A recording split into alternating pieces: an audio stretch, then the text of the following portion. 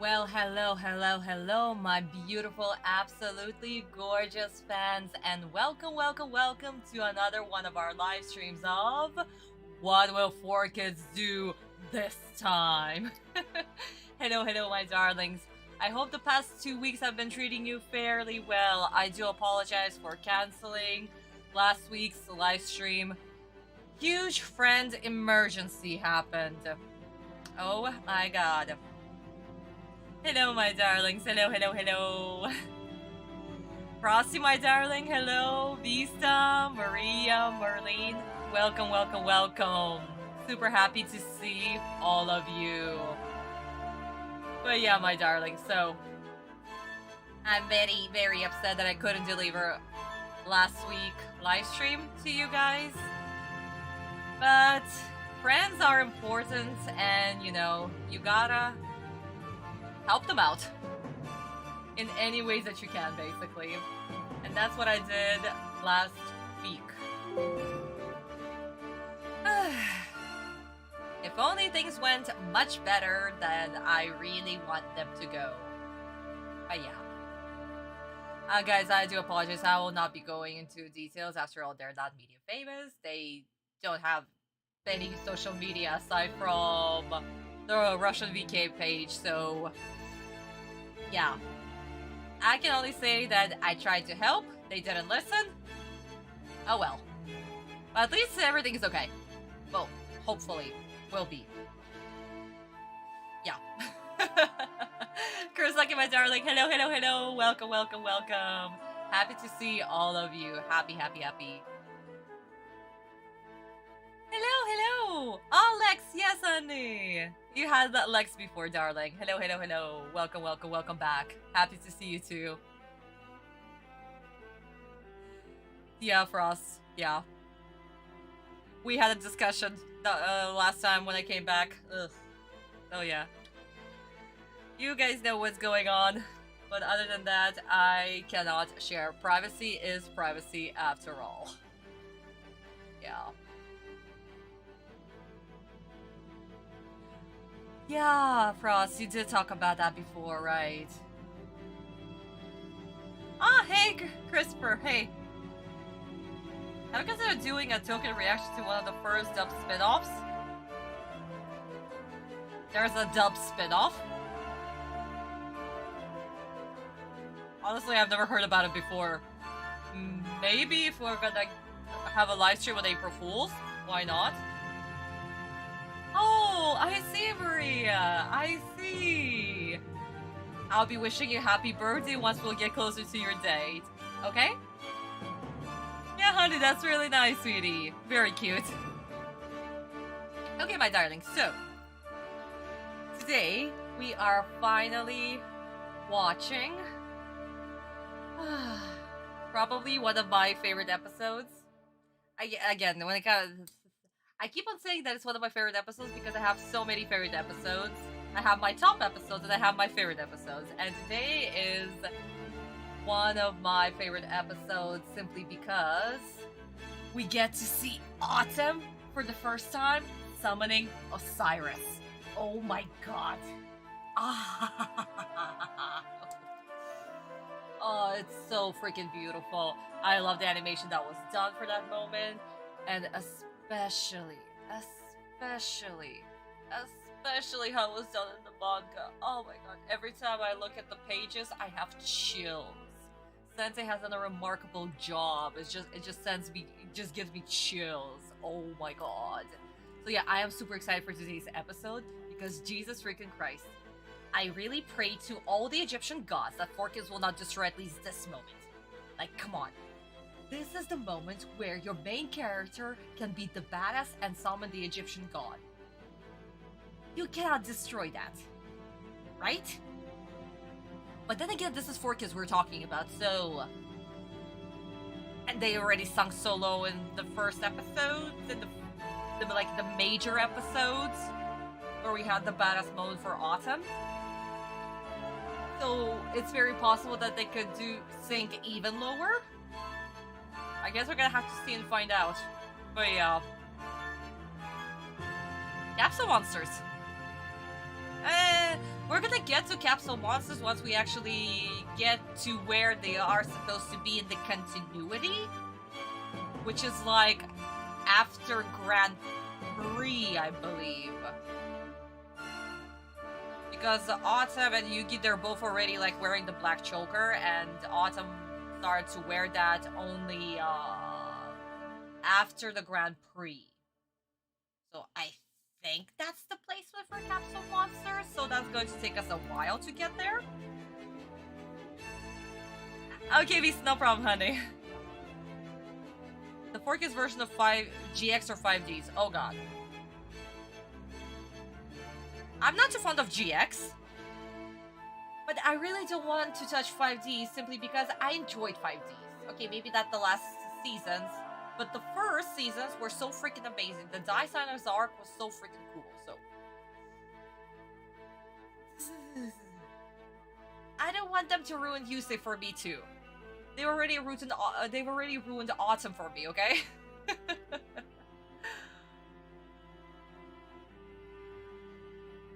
Yugi, all of Yugi is the best. Oh, I agree, Maria. But the original is the best version. I am biased. I'm extremely biased. That's the one that Sensei has written. So it is the best and the ultimate version. Forever and ever and ever.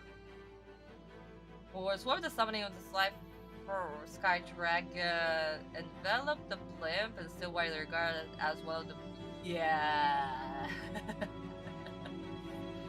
It is so freaking cool. Oh my god. But we'll get to it. We'll get to that moment. Jesus freaking Christ. I love it to bits. You have all the drinks ready. I do. Yeah, guys, get the drinks ready. We'll need those today. Oh, hey, Julian, honey. Welcome, welcome. I think the only thing he messed up is his fear of bugs. Really?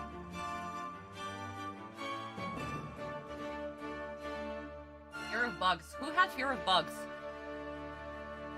Most of the cast was just annoyed by them. So,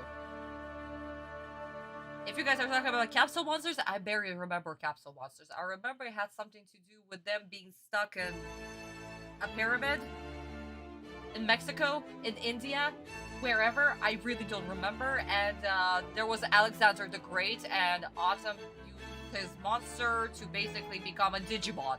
That's all I remember from capsule monsters. So yeah, guys. Don't quote me on anything.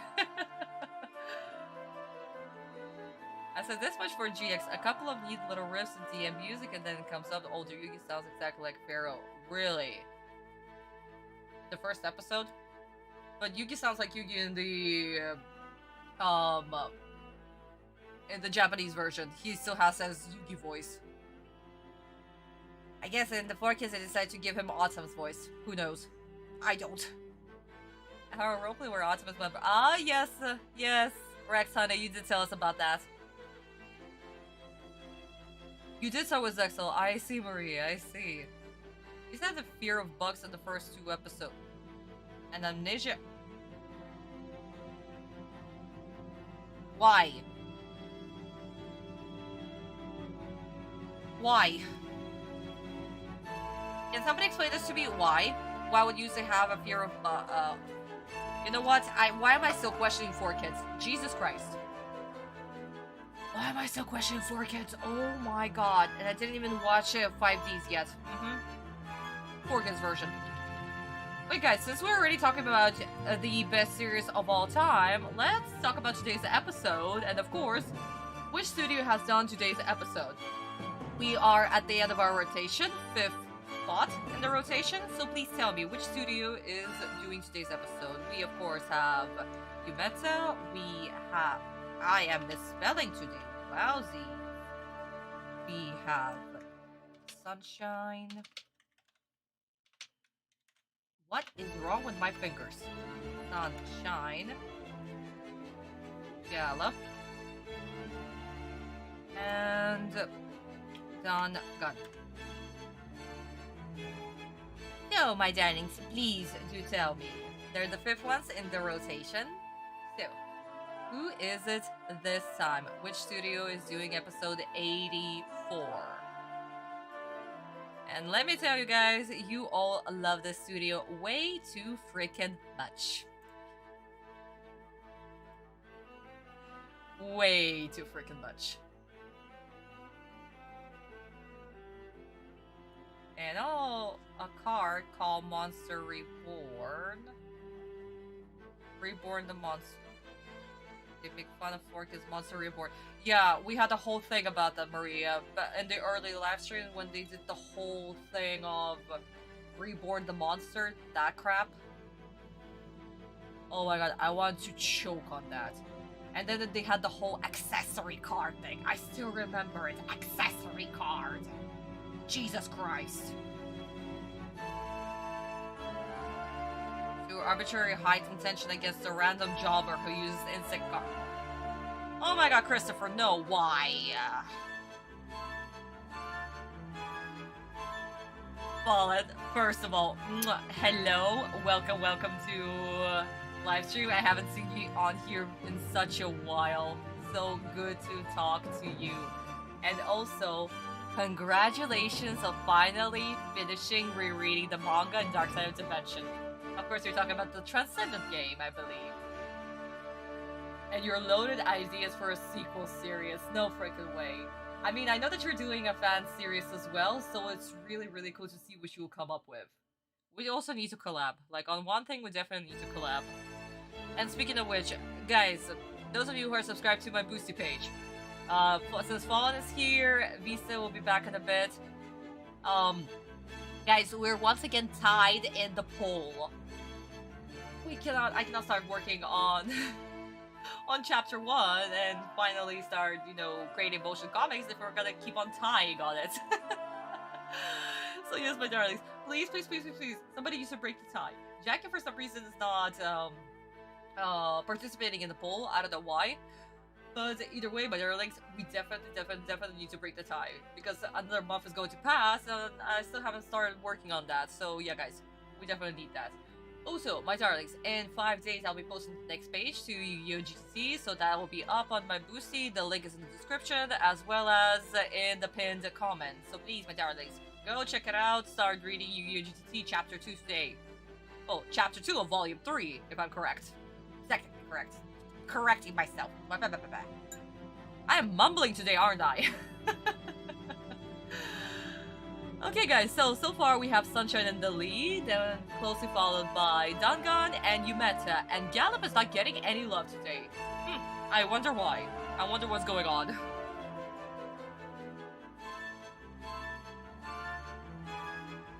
So please, my darlings, continue voting. I'll give you maybe like 3 more minutes. And then we'll see what's up. Okay, yeah, Gallop is getting the love. Gallop is now getting a spot between Yumeta. Third place is being divided by Yumeta, shared by Yumeta or Gallop. I am mumbling today. Oh my god. Yeah, guys, I really don't know how you listen to me. When I did the video like a couple of weeks ago when I was like drawing Atem for you guys, that was a highly requested video. Oh my god, I couldn't even listen to myself. When I was editing the audio, I was like, ugh. This girl is just mumbling and talking nonsense. How do people listen to you? So yeah, guys, I really don't know, but thank you so much for being here. I really love you guys. Seriously. One more for the spin-offs. In GX, the Protect catchphrase, get your game on. And 5Ds, they made it, let's rev it up. Okay, so that wasn't a little Karibo thing where Jaden would always say, get your game on. Oh boy. Except for one used the later arc when you said, get your game on. Nice. Just nice. Why does the main character need a catchphrase? What, are you going to sell merch with the phrase? Oy.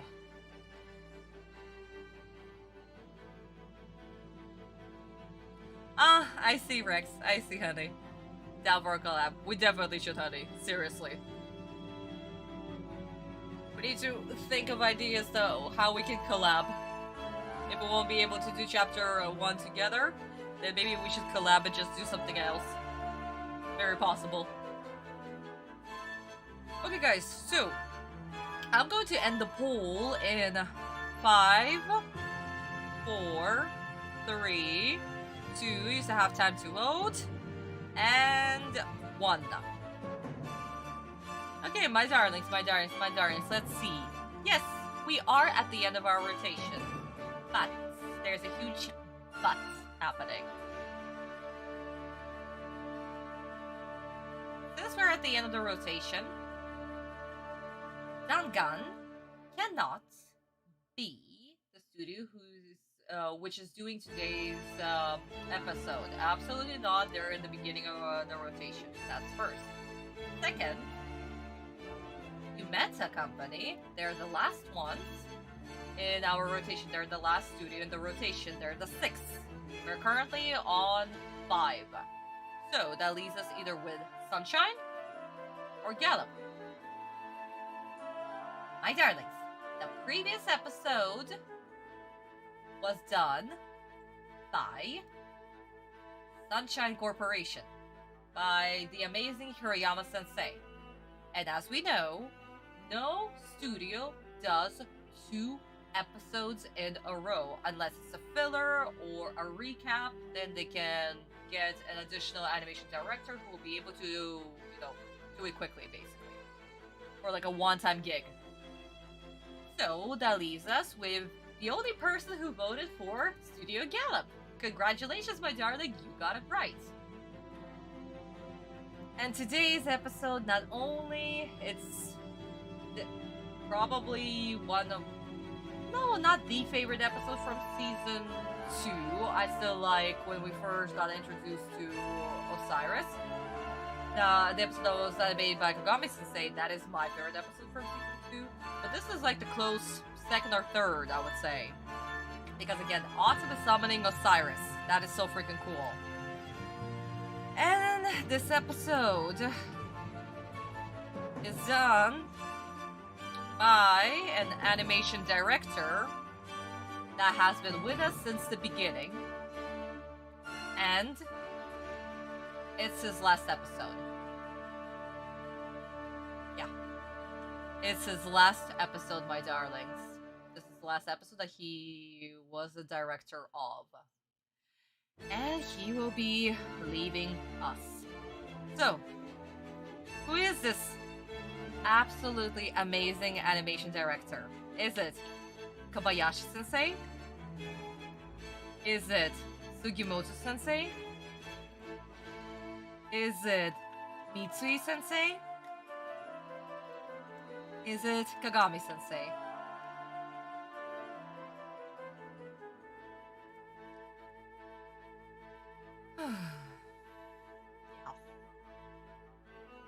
And honestly, I believe that this episode and his previous episode, the one that he has done, where Yuugi dueled against Jolochi, and that was the end of the duel, that episode, where Jolochi regains his conscience, Yuugi sacrifices himself, and we have this whole beautiful moment with Shizuka. That's the episode. That was his episode. So that episode and this episode, to me, are the best work that he has done, honestly. And we've seen so many of his episodes. Like, oh my god. He was the animation director for, like, I believe 14, 15 episodes. So his last 2 episodes are, they are remarkable. So my darlings, let's see if you will know who this amazing, absolutely amazing animation director is. So far, we have Sugimoto Sensei in the lead, then closely followed by Kobayashi Sensei, some love to Mitsui Sensei, and no love for Kagami. I wonder why. As always, my darlings, 2 animators are from Studio Gallop, and the other 2, well, they're from other studios. One is from Studio Meta, and the other one is from Dangan. So let's see, my darlings, if you'll get it right.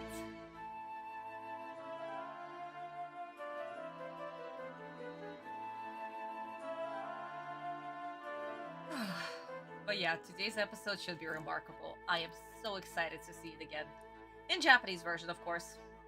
Just hearing this music, everything. Oh my god, and seeing just the visuals. I'm so excited.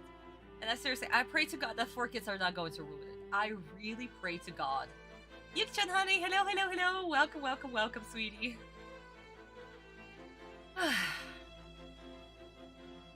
Let's hope and pray. I swear. I swear. Okay, Sugimoto is definitely in the lead. We got another role for Kobayashi-sensei and Mitsui. Okay. No love to Kagami. I wonder why. But guys, I'm going to end the poll in 1 minute, so let's see, my darlings, if you'll get it right. Also, guys, is my microphone okay? Should I turn it up a little bit, or maybe turn down the music a little bit? Please do tell me in the chat. After all, even though I look at my settings, maybe music is a little bit too loud or I'm too low. So if you cannot hear me, my darlings, please do tell me, okay? After all, it's so freaking hard to navigate through all of this. Especially because I still cannot scream due to my beautiful neighbors upstairs. Hey. It's okay? Okay, my darlings. Happy to hear that. It's fine. Okay. Good. If something does happen, something drops or whatever, always tell me in the chat, okay?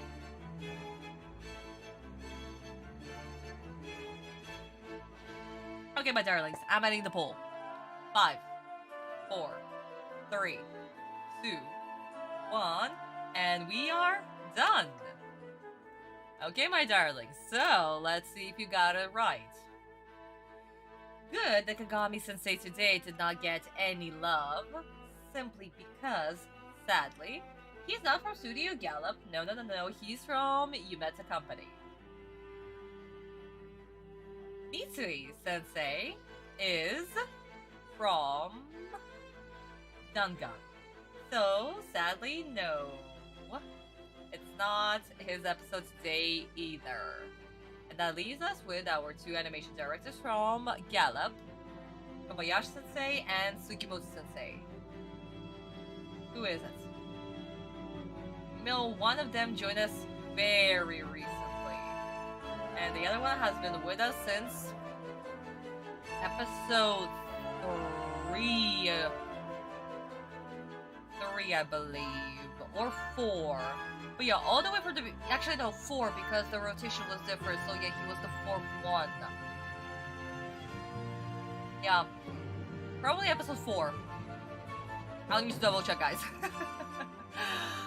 So, who is it? It's Sugimoto-sensei. It is his episode today. Kobayashi has recently joined us, and today we are saying goodbye to him. Oh my god, I'll actually stop the music right here.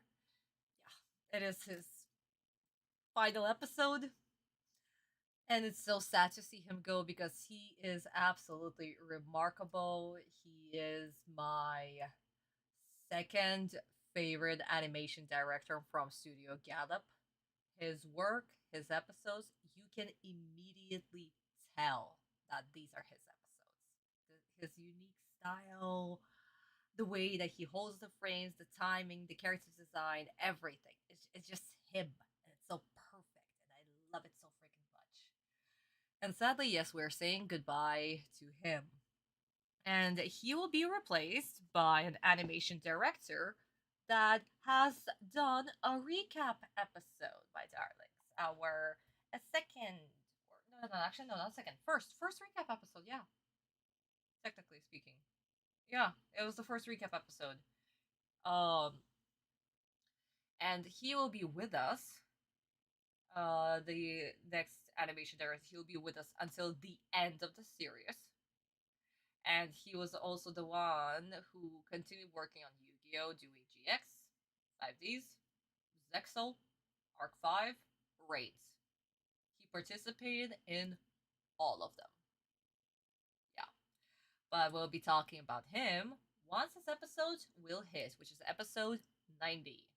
So we'll get to him, we'll get to his character designs and everything, and uh, how at the beginning everything is a little bit off model, and we can feel the inspiration and the coaching of Sugimoto Sensei. You can immediately tell that these two work together, that they're colleagues. Because though, at the beginning, Sugimoto Sensei is literally sprinkled over our next animation director's work. Oh my god. But yeah, guys, that'll be for the next time. But I guess this is where we are starting with our live stream. Well, not live stream, we already started. I mean, with the episode.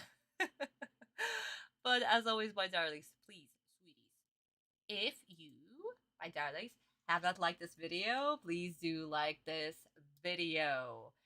If you are not subscribed, well, first of all, welcome to this channel where I scream at 4Kids 3 times a month. Sometimes 2, depending on the emergencies that I have in my life. Whoopsie daisy. And yes, my darlings, as always, the best way to support me is, of course, through my Boosty page. Huge shout out to my Boosty subscribers, to Nox, to Vista, to Fallen, and to Jackie. Thank you so much for supporting me there. Without your support, I wouldn't be able to do what I'm doing for you guys. Like, literally, at all. No joke. So, guys, if you want to support me, please scan the QR code and start reading Yu-Gi-Oh! GT today, or go to the link in the description box as well as in the pinned comments. Best ways to support me. Please, please, please, please, please, please, please. If you can, that would be absolutely lovely. If you cannot, that is okay. The current economy is very promising, so I do not blame you guys at all. So, yes, exactly, Maria. Guys, grab your drinks, grab your stacks. I'm all prepared for today. I have literally gathered the blood of all the little kids that I sent to the Shadow Realm. I am not sorry for my choice of a drink today. Oh my god. Okay, my darling. So, everybody ready? Okay, Rex, honey, no problem, honey. See you next week. Bye-bye. Take care. Bye. Okay, guys, as always, we are starting off with 20 kids out of 20 kids. Let's see how many will survive today, if any at all. Oh boy, this is gonna be a doozy. Got your water? Okay, guys, everybody ready? Awesome. Please, 4Kids. For the love of all the Egyptian gods, do not ruin today's episode. Please, please, please, please, please, please, please, please, please, please, please, please. This is the second time we see Osiris, and it's the first time that Atem summons Osiris. Like, come on, please, please, please,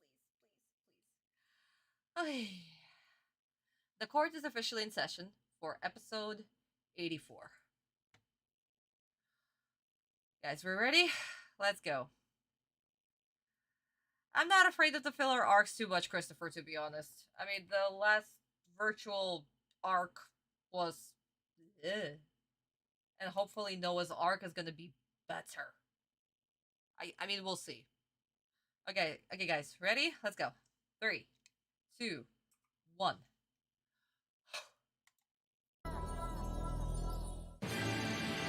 It's over, Yugi. The card I've just drawn will destroy you. Enough talk! Make your move! It's time for you to lose it all. You may have destroyed my dark sanctuary and stopped its magic, but that was only temporary. A magic that powerful does not fade so easily. So I summon Jaugen the Spiritualist. What's your plan? Tell me! I'm stumped. What's that do? Hey, you tell us, Mr. Expert. I've never seen it, all right? Ah, well, excuse me. I thought you knew this stuff.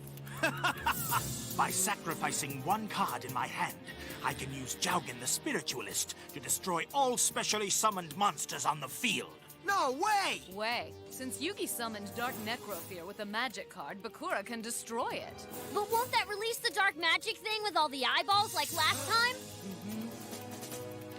So I sacrifice this card to activate Jaugen to do my dirty work for me. Destroy Dark Necrofear!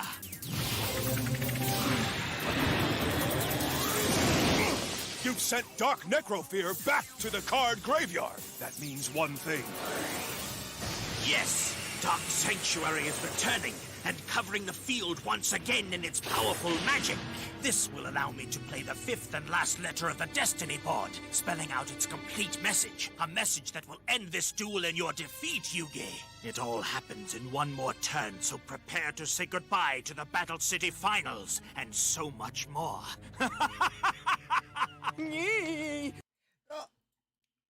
Wait. I'll go back. Finals and so much more. With this dark magic back, I'm freaked out! Okay, I stopped at a perfect moment by accident.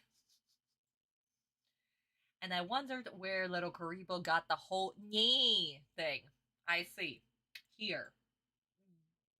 Beautiful. Oh boy.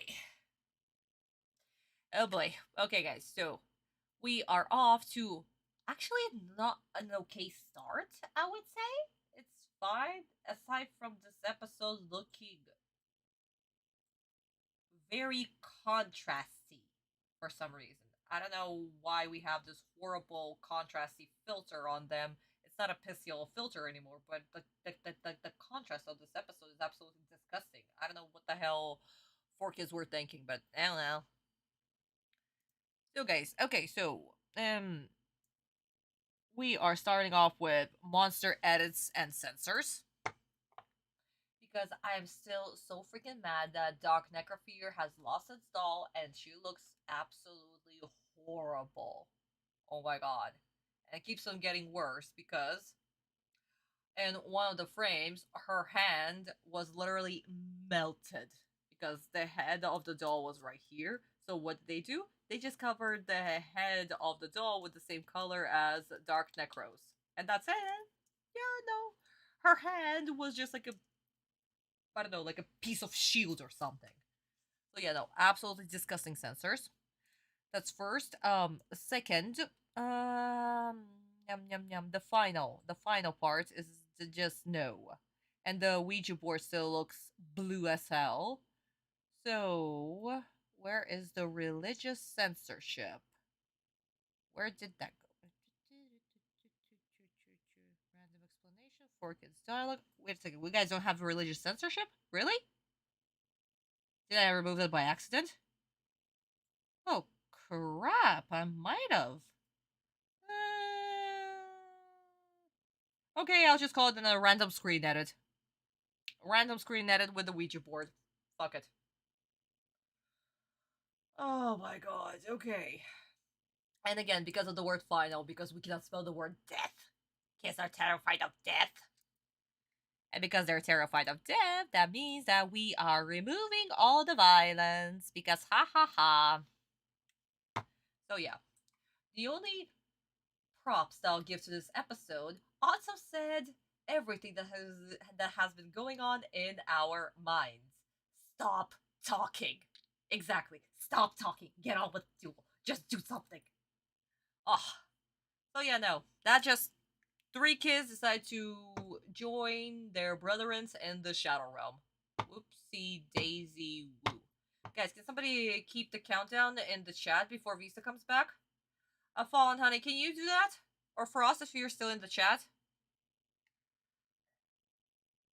So yeah, right, currently it's like 17 out of 20.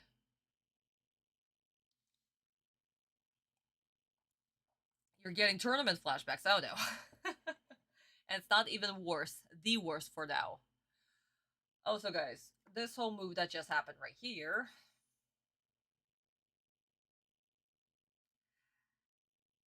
Thanks, Frost, but it's not out of 10. It's 20. We have 20 kids right now, so I just removed 3 kids, and that's 17 out of 20. Yeah. It's okay, Frost. Thank you, honey. Thank you. Okay. We're gonna have so many problems with this move right now. Once we'll get to the manga version. I still prefer how it was done in the manga version. Way more. Yeah, but guys, we're gonna be talking about that in just a bit. Let's jump to the Japanese version real quick. We'll see the tiny little difference in dialogue, and we'll not hear Jonochi saying the whole "nee" part.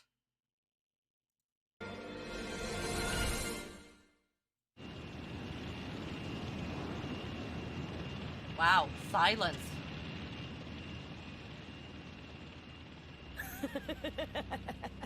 残念だったな遊戯。俺様はあと一歩のところまで追い詰めたのは褒めてやるが、所詮貴様はここまでだ。覚悟しな。奨励術師上限召喚。奨励術師上限。上限？なんだそれ。なんだ？てめえ知らねえのか？おめえは知ってんのかよ。知るわけねえだろ。デュエリストじゃねえんだから。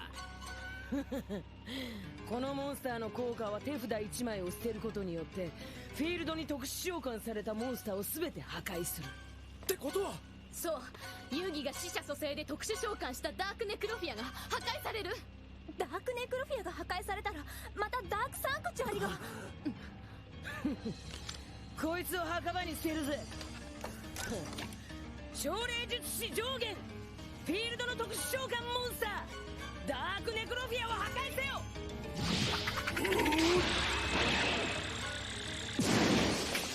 これでダークネクロフィアは再びバクラの墓地に埋葬される。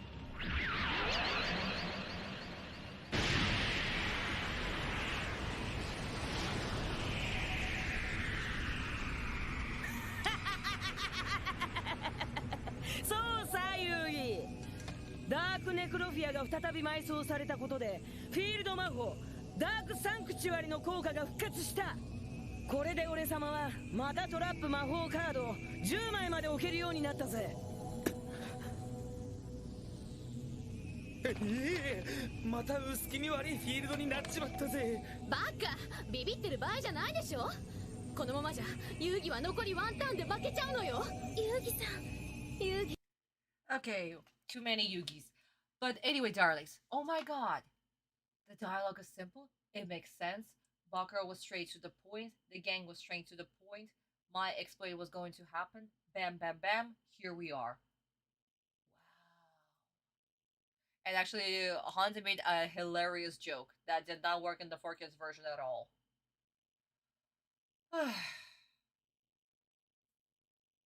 But yeah. 4Kids. You could have just taken the original dialogue and used your amazing voice actors to voice act the scene. But no. Oh well. Oh well. Oh well. Yeah, guys, just look at this horrible saturation. Like, okay. Look, guys, at this horrible saturation. See how the color of Vonzu? And just this disgustingness. Oh my god. Seriously, they upped up the brightness and contrast to the maximum. Eh.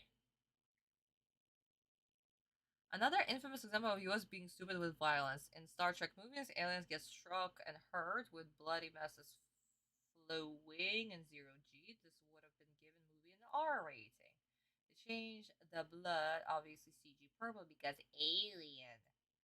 And that alone knocked the rating down to PG-13. Yup. Dum. Exactly. I do wish we could have seen a Win with Destiny board at some point. I don't want. It probably would have happened. But we couldn't had that. We could not. Simply because Atem needed to progress. But it is such a cool freaking concept. With the Ouija board. Oh my god. Shows exactly how freaking crazy Bakura is. Yeah, absolutely love it. Okay, guys, so. Oh boy. we're gonna have a field trip with this one. So my darlings, grab your volume 24. The chapter name of the number of the chapter is Duel 207, 207, and we are currently in the middle of it. So, sweeties, where we left off, Marik did tell Bakura that Atem has reborn the monster. And Bakura has no choice. He needs to do something, and he needs to do something quick. So Bakura draws a card, and we have this beautiful maniacal laughter. Okay, Yugi, I'll fall into your trap. And what happens? He summons his monster, and Atem activates Reborn the monster to bring back, of course, Dark Necrofear. And once she's up on his field, she has higher attack points, she of course destroys Bakura's monsters. Bakura loses his life points. But Bakura is not done yet. And he plays a card that brings back his Ouija board. Atem is shocked. Atem looks at his field and sees that his monsters are back. All of them. Because, guys, as we remember in the previous chapter, Atem actually shuffled all his monsters back into his hand and set out his face down card, the Monster Reborn card. So that's what happened in order to, he summoned Karibo to destroy the spirit monster. The Ouija spirit monster thing, the spirit of the doll, as we remember. So, his monsters are back from his previous turn. Everybody are shocked, obviously. And Bakura explains that the card that he played was Deja Vu. And this card reversed every monster that was lost from the previous turn back onto the field. So that means Dark Necrofear goes back into the graveyard, the spirit monster is revived, and all of his 3 monsters are back on the field, which is Dark Magician Girl, Mana, Karibo, and the Magnet Warrior. And Bakura has one last letter. So that means Atem literally has 1 turn left, otherwise he will lose.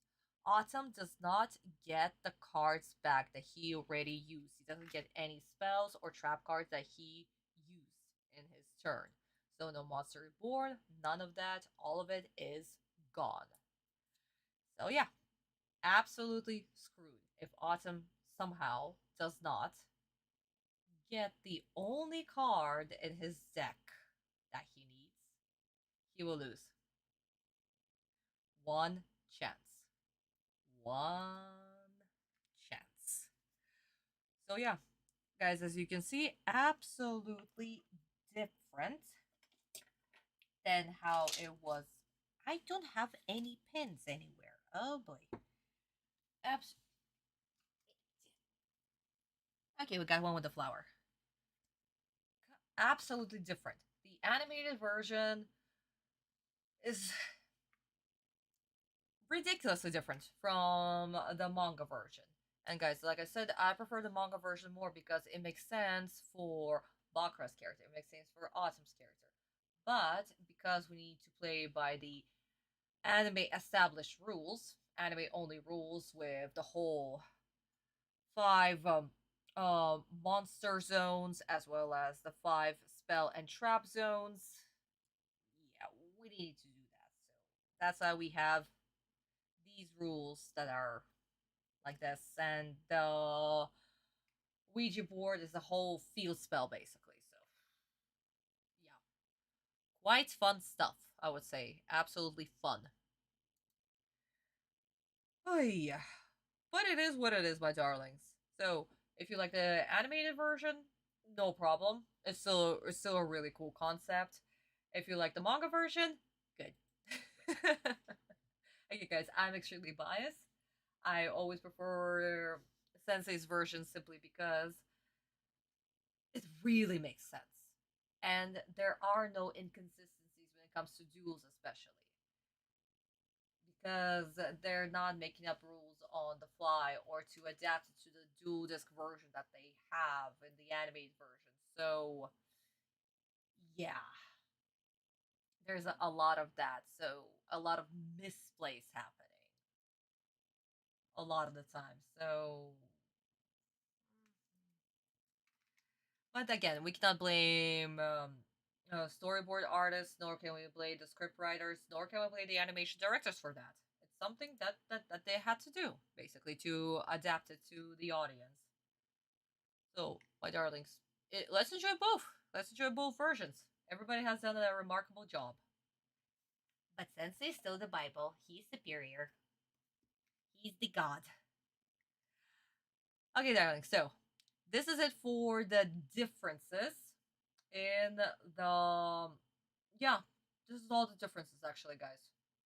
The rest of the duel should be happening very close. Very, very close. Just like maybe a couple of things here and there, especially once the duel ends. But other than that, yeah, everything else should be following T2T, basically. Yeah, Yukchan, pretty much like that. Is Yu-Gi-Oh! Pyramid of Light canon?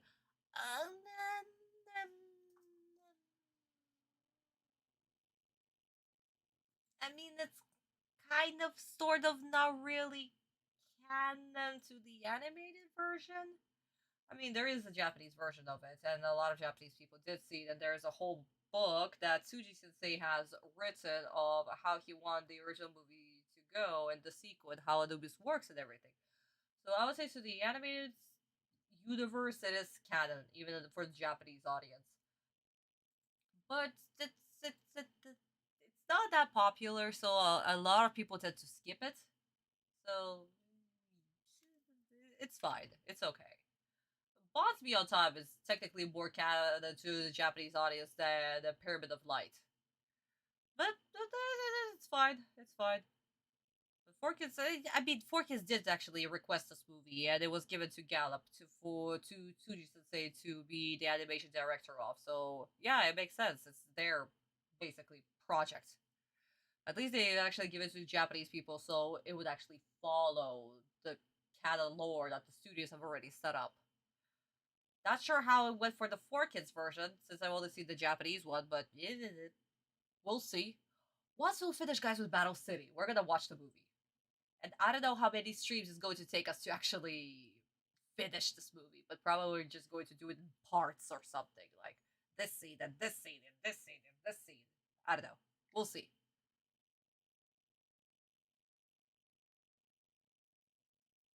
Really, Christopher? I see. I mean, the original, because it's the original script, guys. I don't know what 4Kids have done. I have no freaking idea. But the script, the story was done by the Japanese studio, by Studio Gallup. So we had the Japanese script writer. We had Tsuji Sensei, who, hey Visa honey, welcome back. We only butchered 3 kids. We had Tsuji Sensei, who worked on the first season, on season 1 of Yu-Gi-Oh. So yeah, his style is there. And again, all of the animation was done by Gallup, and as well as outsourcing it to other studios, basically. So yeah, obviously it would make so much sense because technically it was written for the Japanese people with the Japanese story in mind. I don't know, guys. I don't know how to explain it. So far, it makes sense. For the animated lore, it makes absolutely sense for it to be there.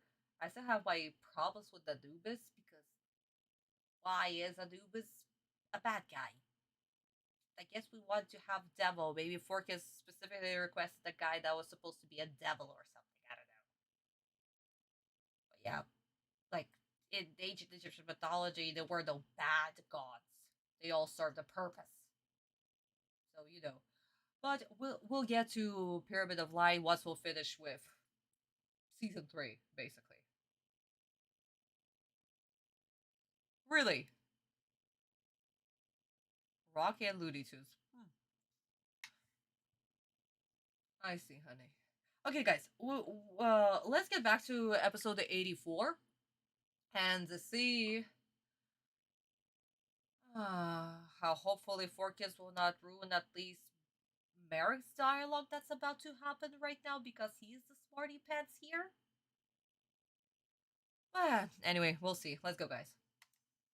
Alright, snap out of it, chicken boy. Are you just gonna curl up in a ball, or are you gonna cheer for your friend? Go, Yugi! Come on! Yeah! I know you can get out of this mess, buddy! Are you sure? No matter how tough the fight, Yugi always pulls through. I'm not saying it's gonna be easy, but Yugi can do it. I'd suggest giving up now, Yugi. Nothing you do can stop me from completing the Destiny Board. I shall reveal the last letter next turn, and you will automatically lose everything. And since I must sacrifice a monster to maintain Dark Sanctuary, farewell, Jowgen. I'll set one card face down and end my turn. Remember, my ghost is back to possess one of your monsters. I'm well aware. But which one will I choose? You'll just have to guess, eh, Yugi? But attacking me with a possessed monster could cost you your life points, so choose wisely. Fine. I have no intention of losing. I outsmarted your spirit once before, and I plan to do it again. The first thing I need to do is figure out which of my 3 monsters your evil spirit possessed. That won't help you. Thanks to my face-down card, Dark Spirit of the Silent. So no matter which monster you choose to attack with, my Dark Spirit of the Silent will shift that attack to the monster that is possessed, which will then cause you to lose a large number of your remaining life points. If I attack, his ghost will drain the rest of my life points. But if I don't attack, he'll play the last letter of the Destiny Board and I'll automatically lose. And none of my magic cards can stop him either. But I can't lose. It's your last turn, Yugi. Just one move more and I shall win. You're done, once and for all! You can't win, Yugi. I think he's right. Yugi has no options left. Come on, show a little faith, will ya? Kristen, I really hate to say it, but I think Duke might be right about this. Yugi can only attack once. And when he does, that ghost is gonna attack him. Joey, is she right? No way! Yugi's gonna win this! But Joey... But nothing! He can do it! We believe in you, Yugi! I've seen you get out of way tougher spots than this before, so win this! You're right, Joey. You can do it, Yugi! Pull the sheet off his ghost! Yugi, hang in there! You can beat him, Yugi! Come on! That's what you think. Can't you see? I have already defeated you. Just make your move so I can end this duel, Yugi. I'm just going to stop here, or else they're just going to talk and talk and talk and talk and talk. I should have stopped at the commercial break. But my finger was not fast enough.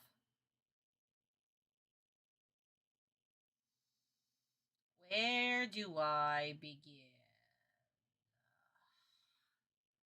I should have put friendship on here. I swear to God, I should have put friendship because I have never heard so much friendship speech in my entire life. And it's a blind friendship. It's a stupid blind friendship. It's like, we ignore reality, we are delusional, so break reality, Yugi.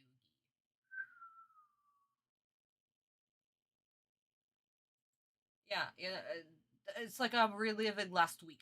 I am reliving last week. Because I wasn't one of those people. I was the other one. Who was like, yeah, no, you guys are all stupid. Congratulations. Ugh. Okay, so where are we starting off with this? Since I don't have friendship, I have Joe Cheese dumb. I'm just going to take it. I'm gonna take it. Fuck it. I'm gonna take it. I'm gonna fucking take it. Oh my god. Random explanation. There was so much random explanation just happening over and over again. They weren't actually even talking on the topic. They were just talking about friendship and how is it just going to happen. It's just going to magically fix things. It's just yada yada yada yada yada.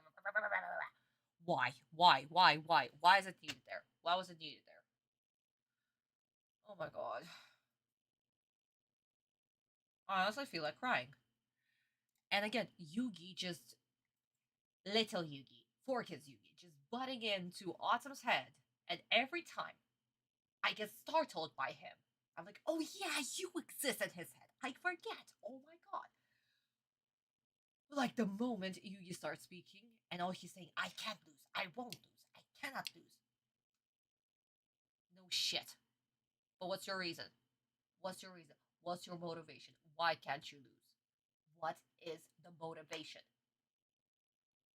Oh yeah, that's right. Forgis forgot to give Atem the motivation. So all he can say is just, I can't lose, I won't lose. It's not even me dueling, but I can't lose. Yugi, you're the fucking villain, I swear to God.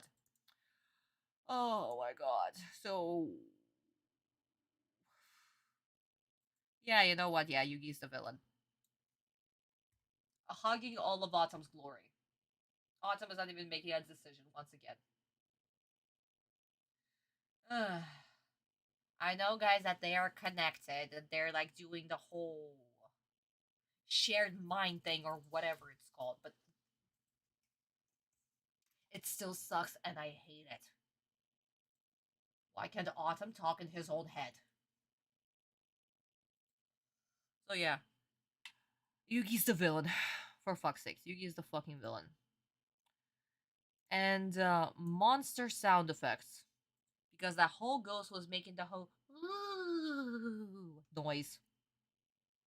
So where is it? Monster sound effects. Yeah, there we go.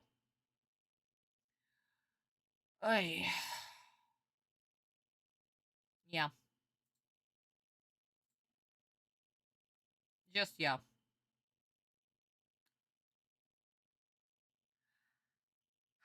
How many kids did we just kill? Yeah, nice. So that leaves us with minus 4 kids? Yeah, minus 4 kids. That should be a pun. Okay, 1, 2, 3, 4. You have to make a 50 bingo Yamino game. I hate. We'll see. Maria, we didn't even get a blackout just yet, so... Not once did we have a blackout, so... We'll see. We'll see. Oh boy, oh boy. Okay guys, so...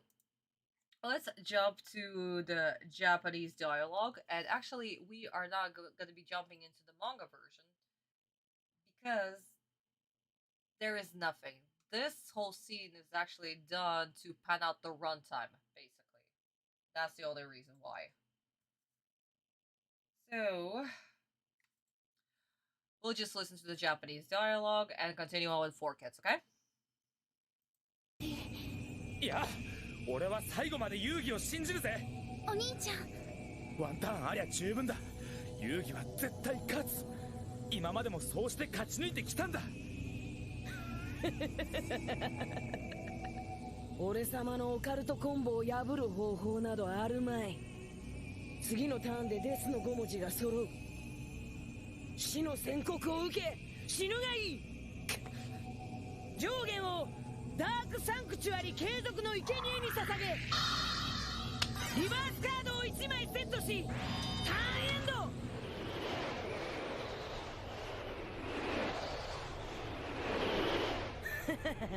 教えてやろうか遊戯。貴様には見えないだろうがな。ダークサンクチュアリの復活で再び怨霊が貴様のフィールドをさまよっているんだぜ。何？俺に残された最後のターン。暗黒の扉の効果で攻撃できるモンスターは1体。だが俺の3体のモンスターのどれかに怨霊が取り付くというのか。それだけじゃないぜ。この俺様のリバースカードはな、沈黙のダークスピリットさ。沈黙のダークスピリット。そうだ。つまり貴様がどのモンスターを選ぼうとも、沈黙のダークスピリットで怨霊の取り付いたモンスターに攻撃命令を変えられるんだよ。これが俺に残された最後のターン。このターンのエンドフェーズでウィジャ版の5文字が揃えば俺は負ける。しかし手札に起死回生のカードはない。やっと分かったか遊戯。貴様が勝利する可能性はゼロだ。確かにこのままじゃ遊戯君に勝ち目はない。おとげ、おめまだそんなこと。ホンダ、あんたの気持ちも分かるけど残念ながらその通りよ。バクラのコンボは完璧。さすがの遊戯も今度ばかりは。そうなのお兄ちゃん。俺は遊戯を信じる。城之内、信じるったら信じるんだ。真のデュエリストってのはな、最後の最後まで望みを捨てねえもんなんだよ。そうだったわね。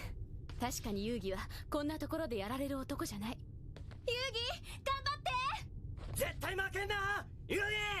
遊戯君、遊戯さんだとさ。無駄無駄。いくら声高に叫ぼうが遊戯が俺様に勝つなんてことはできねえんだよ。いや。Wow.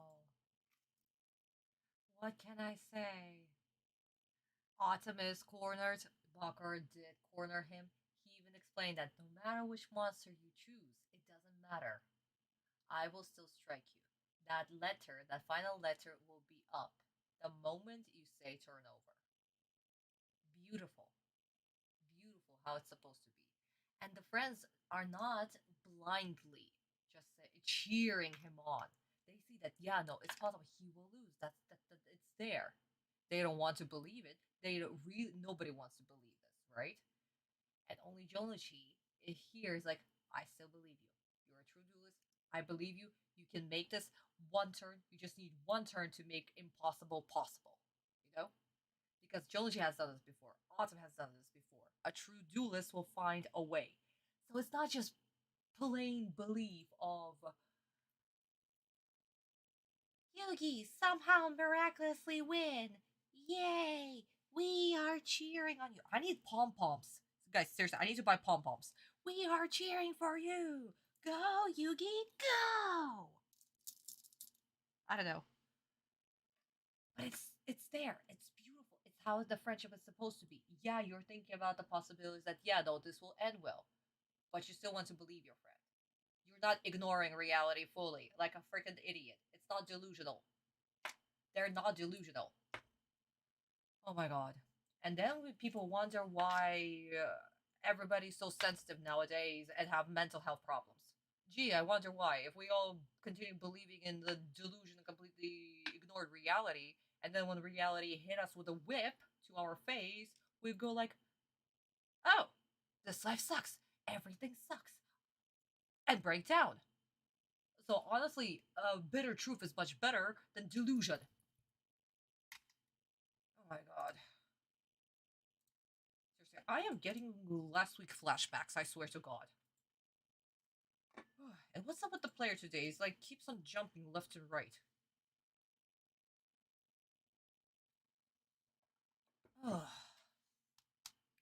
Okay, darling, so let's continue on with the scene, with the Forkis version. Let's see how... Would you have this? Yay, Vista, thanks. Let's continue on with this because I want to see how this will play out. Because Forkis cannot screw this up. Then we'll watch the Japanese version and, of course, open the manga. And enjoy the top pages, pages that were done by Sensei. Like, the top pages. They're, like, all the way up there. That God tier level. Oh my god. I am so excited, guys, to show you this. Oh. Guys, if you have your manga, just go and see the pages immediately. I'm not even kidding. Okay, sweeties. Let's go. Forkis, do not screw this up. Do not screw this up, please. There is one card in my deck that can save me, but even if I'm lucky enough to draw it, it may be too dangerous to play. Then again, what choice do I have? I guess we only have one hope to win this. That's right. If we don't play the Egyptian god card this turn, we're gonna lose the duel. And we've got to win to save the world. We have to draw it now. Yes, we must. The heart of the cards will guide us. Now let's do this! Use your Egyptian god card, you fool. Prepare to experience a power like no other! Come on, heart of the cards!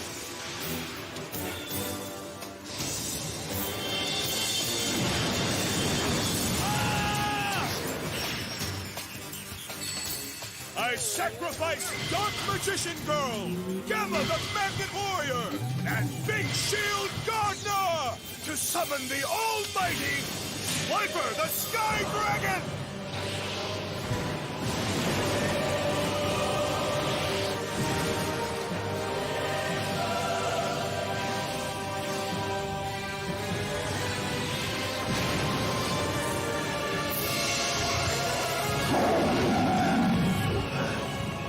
Egyptian god card. That is the one Marik desires. But how can I defeat this all-powerful beast? I was so close. What's that? Joey? The hugest duel monster I've ever seen! It's about time he played it. But Yugi better enjoy Slifer now, because before the finals are over, that card will be in my deck. Slifer the Sky Dragon has been played by the Pharaoh, just as my Millennium Necklace told me it would. All 3 Egyptian god cards are present on this aircraft, and my brother Marik must not obtain them. The only one capable of preventing Marik from seizing the power he desires is the Pharaoh himself.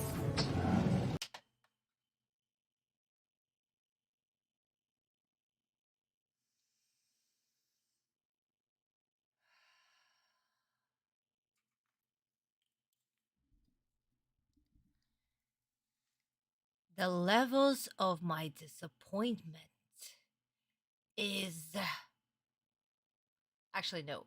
Wrong verb.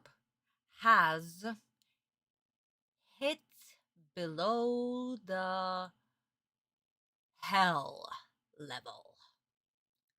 Oh yeah, no, this is for kids. I cannot say hell. Beyond Shadow Realm, yeah.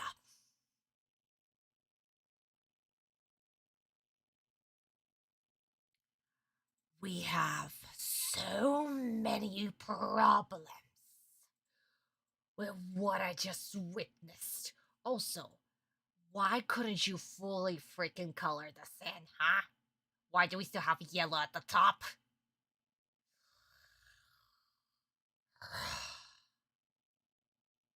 Yugi's the villain.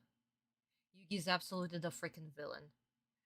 Even the transition from their connected minds to Yugi just continue yapping on the side definitely showed me that Yugi was the one controlling the whole deal this whole time.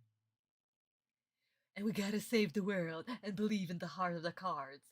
How many fucking times do we have to listen to this? It was a one-time gig in episode 1. That's it. Why are we still doing this for kids? Why the fuck are we still doing this? Huh? Oh my god. Yeah, no, I almost choked on my fucking drink. I shouldn't have been drinking.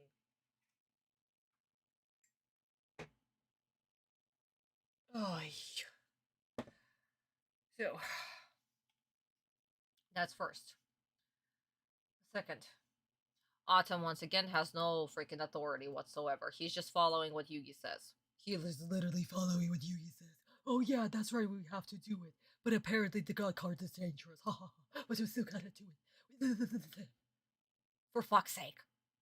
Then, 4 kids could not decide which music they want to do. They honestly couldn't fucking decide. We had one music playing, that immediately switched to another music playing, the one that they kept on doing whenever a god card is supposed to appear, you know, that shtick. So we had that.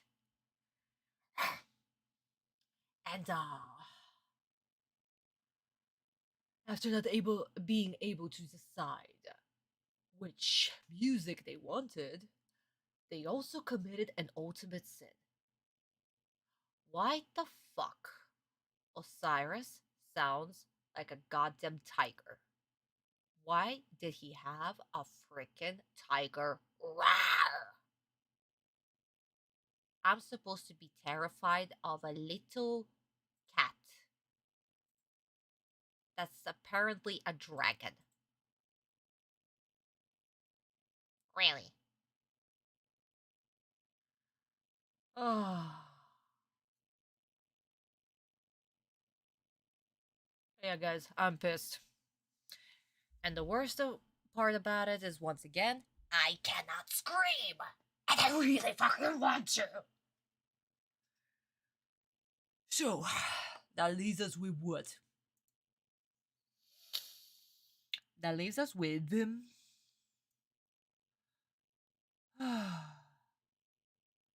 making a powerful scene feel meh.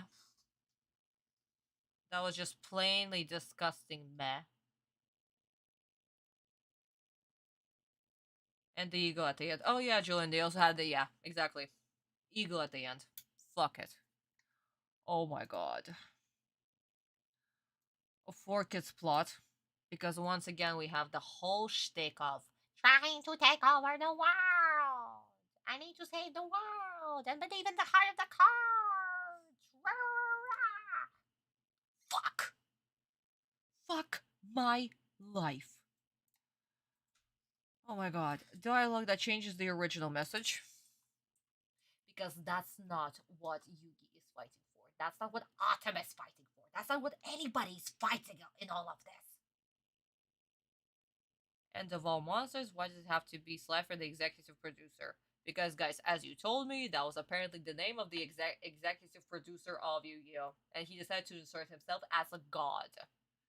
Can somebody tell me that he has a narcissistic tendencies? That he's a narcissist? He has complexes? Yes, apparently, because his balls are apparently so tiny that he wants to be a god in a freaking fictional universe and insert himself into it.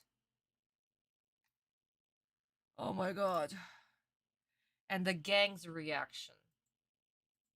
And Bakura's reaction to Osiris. Literally explain what is currently happening on screen. That's a giant ass monster. Oh my god, what is that? How am I supposed to defeat this god? That's the thing that Marik wanted, that I'm reminding the audience, because apparently the audience forgot all about it. So yeah, explain what's currently happening on screen. Oh my god.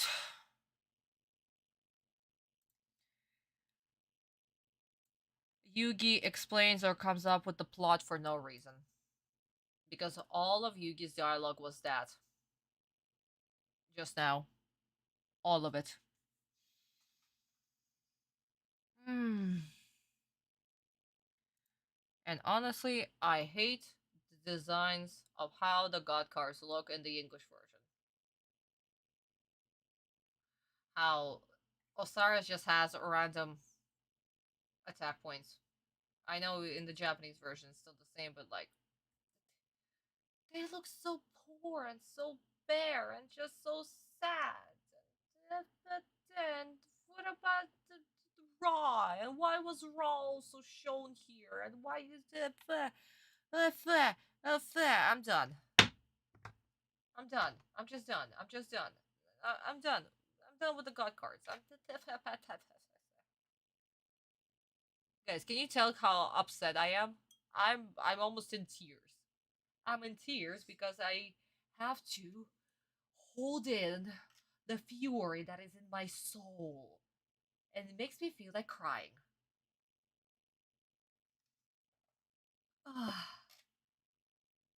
Yamino game?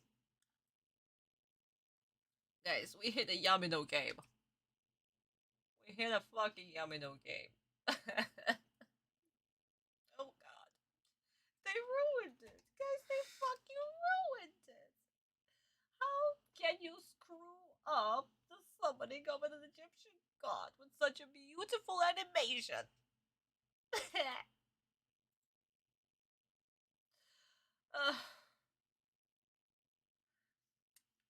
So yeah, guys, I don't know how many kids I honestly killed, but it doesn't justify my fury at all. Lisa, how many did we? 7? Oh wow. When did we start? What was the number? 12. Oh boy. Ooh, we started at 13, so I just sent 6 kids to the Shadow Realm. Whoops. Potato, potato. They deserve it.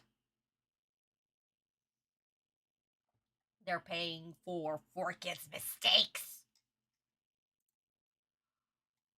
Oh. Yeah, guys, I want hugs. I want hugs. I'm so upset. I want hugs.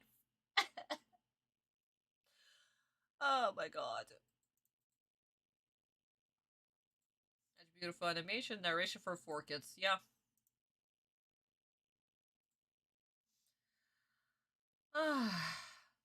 Guys, now sit down, relax, grab your drink, grab your. Actually, don't grab your snack. Oh, hugs! Hugs! Yay! Hugs! Guys, grab your drink. Don't eat any snacks because you choke on them on how amazingly beautiful the scene is about to be. How it was supposed to be done. The timing, the acting, the music, the suspense, the reaction, everything. In this perfect moment. That was done by the amazing Sugimoto sensei. Oh my fucking god. Literally the best scene that he has done. Jesus fucking Christ. It is incredible. So, guys, let's sit back and enjoy. And then we're going to discuss this and how much it gives chills, especially here. Let's enjoy. 俺には不可能を可能にすることのできるカードが1枚だけある。全てはこの1回の引きにかかっている。頑張って。もう一人の僕。相棒。君の記憶を取り戻すためにはここで負けるわけにはいかない。絶対に勝たなくちゃいけないんだ。引き当てるしかないよ。ああ、そうだな。お前がデッキに入れてくれたあのカード。神を呼べ、遊戯。俺はこの引きにデュエリストの全てをかける。カードドロー。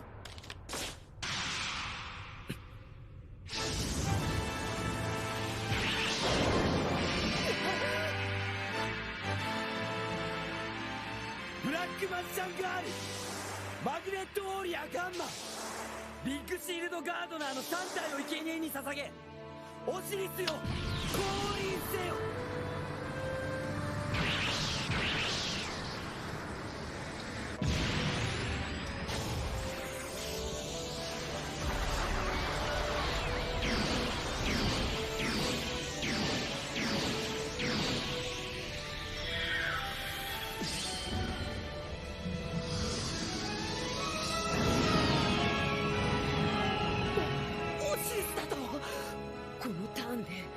ジャパンによる抹殺コンボが完成しようというそのたった一度のチャンスに伝説の竜を召喚したというのか。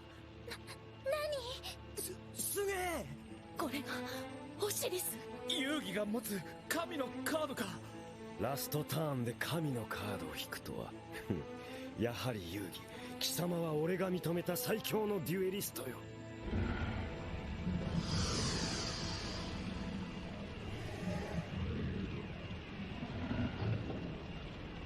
神のカード、それはファラオの絶対なるしもべ。このバトルシティの戦いにおいて3枚の神のカードを束ねた者にファラオの称号が与えられる。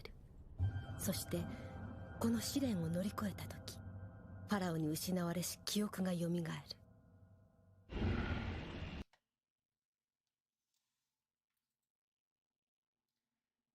My beautiful darlings, do I need to say more?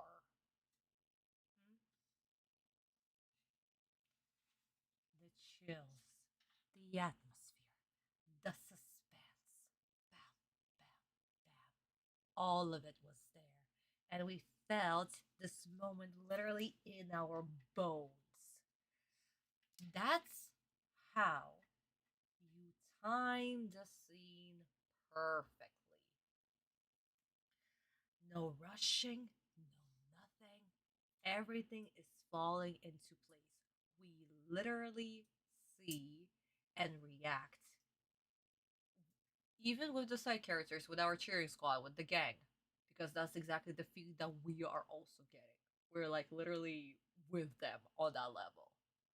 As a saying goes, say less. Exactly, Vista. And what does Yugi do? He's supporting Atem. He's not saying what he needs to do and not giving him orders and yada yada yada yada. None of that. We need to do this for you. There's one thing. You can do it. I believe in you. I'm with you the whole way. I got your back. And Atem, in this moment, summons the god. Using his 3 monsters on the field, he summons the god.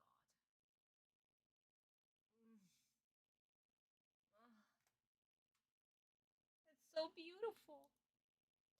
And Ishizu saying her little bit of dialogue, giving her more hints about what's going to happen, what needs to be done, and there are no 3 god cards appearing. Because we're literally getting spoiled for Raw. At this point, we haven't seen Raw. We don't even know how this god looks like, what it looks like, what's the design, nothing. We don't know. That's how it was supposed to be. But no, yeah, no, 4Kids decided to spoil us. They showed us the 3 gods. Sure, yeah.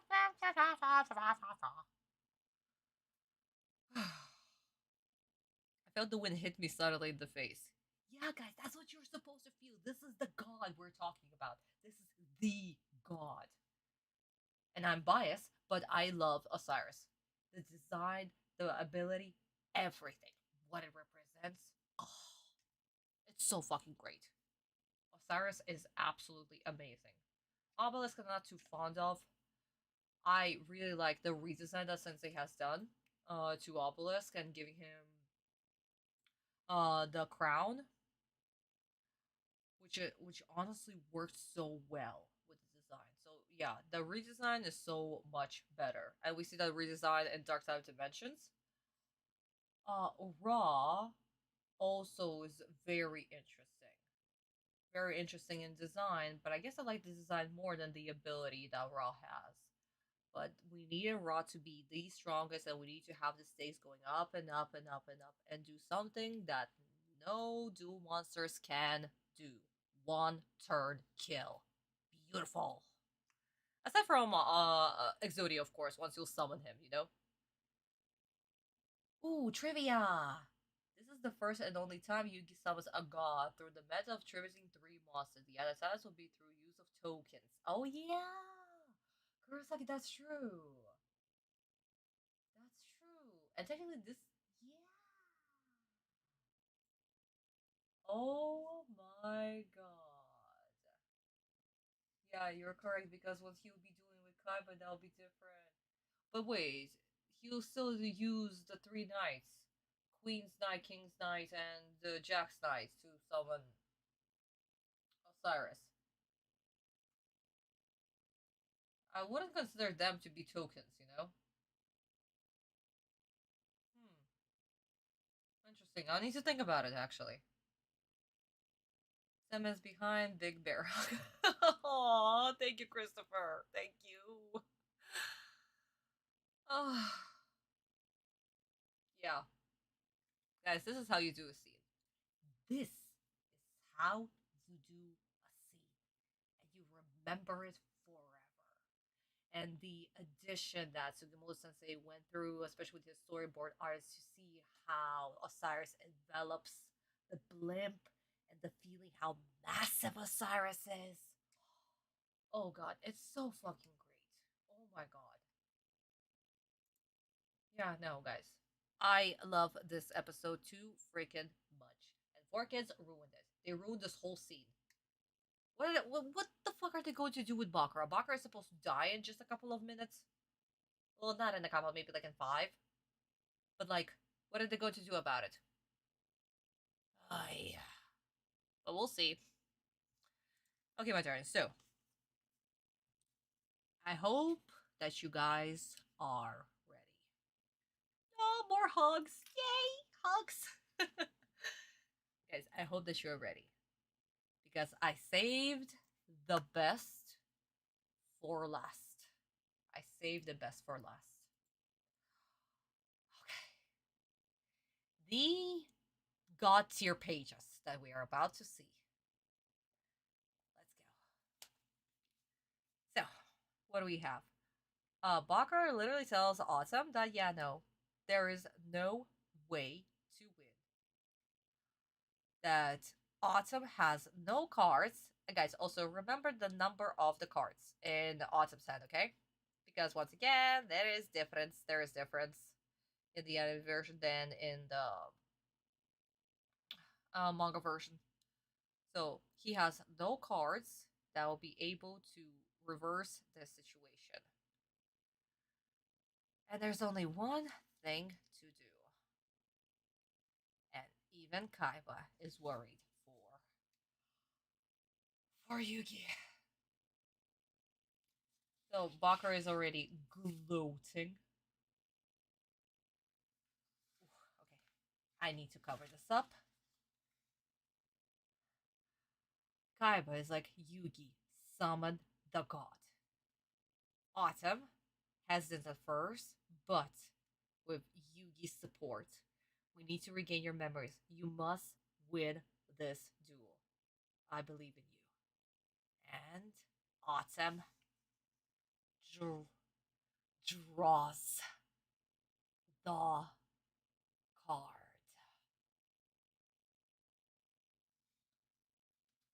Guys, get ready. We flip the page.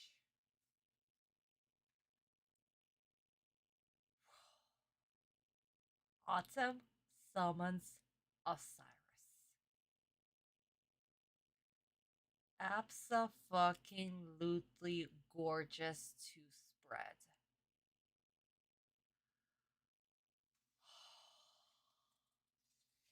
And this is where our chapter ends.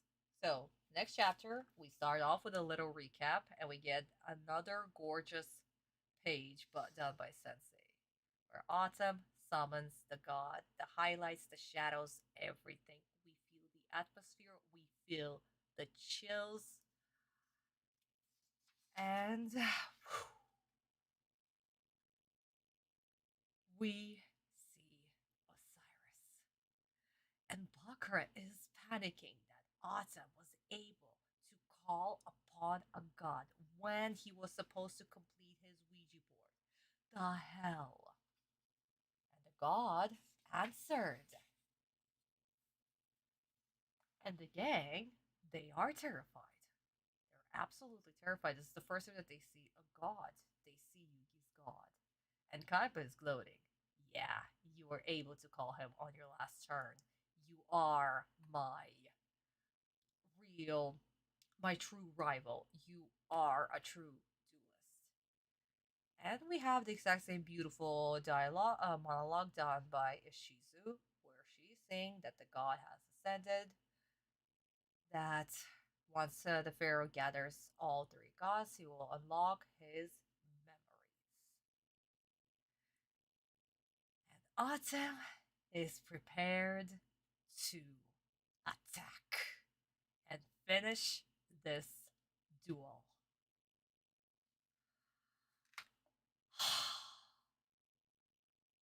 Yeah, guys.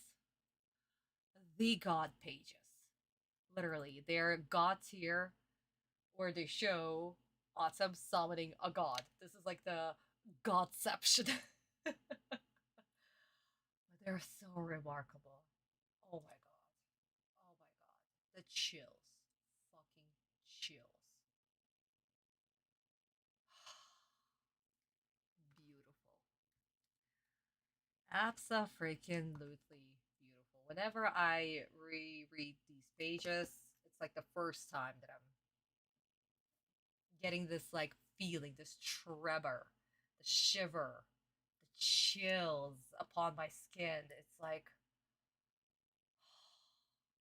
absolutely gorgeous. Only Sensei can map out a page like that, draw it like this, and create this atmosphere with every flip. Oh my god. Oh my god. Absolutely gorgeous. Absolutely gorgeous. Truly magnificent, those 2 pages. Yes, absolutely, Kurosaki, absolutely. Maria, we did discuss why in the 4Kids version it's called Slifer, but it's Osiris, guys. It's always Osiris, it's going to be Osiris. The Sky Dragon of Osiris. Ah, beautiful. So guys, I hope that you enjoyed.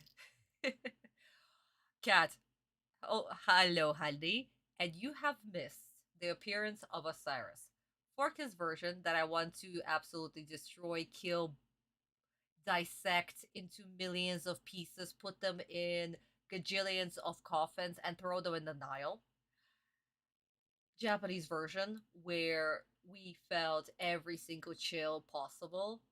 And then we saw the manga version. That gave us even more chills. So yeah. You missed quite a lot. Probably the biggest part.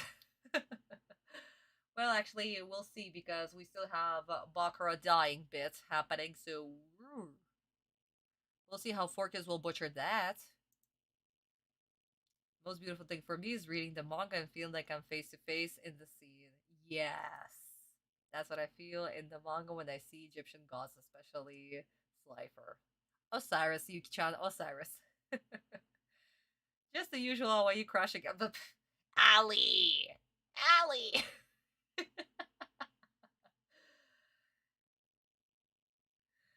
Yeah, Kat, you were a tiny bit late.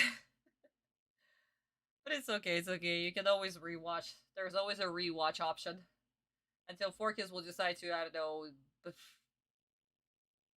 copyright my channel or something, I don't know. And take that in a live stream. Like the couple of times that they did, guys. Remember, like, 4Kids would try to crash my live streams? Yeah. We had those back in the day. Oh well.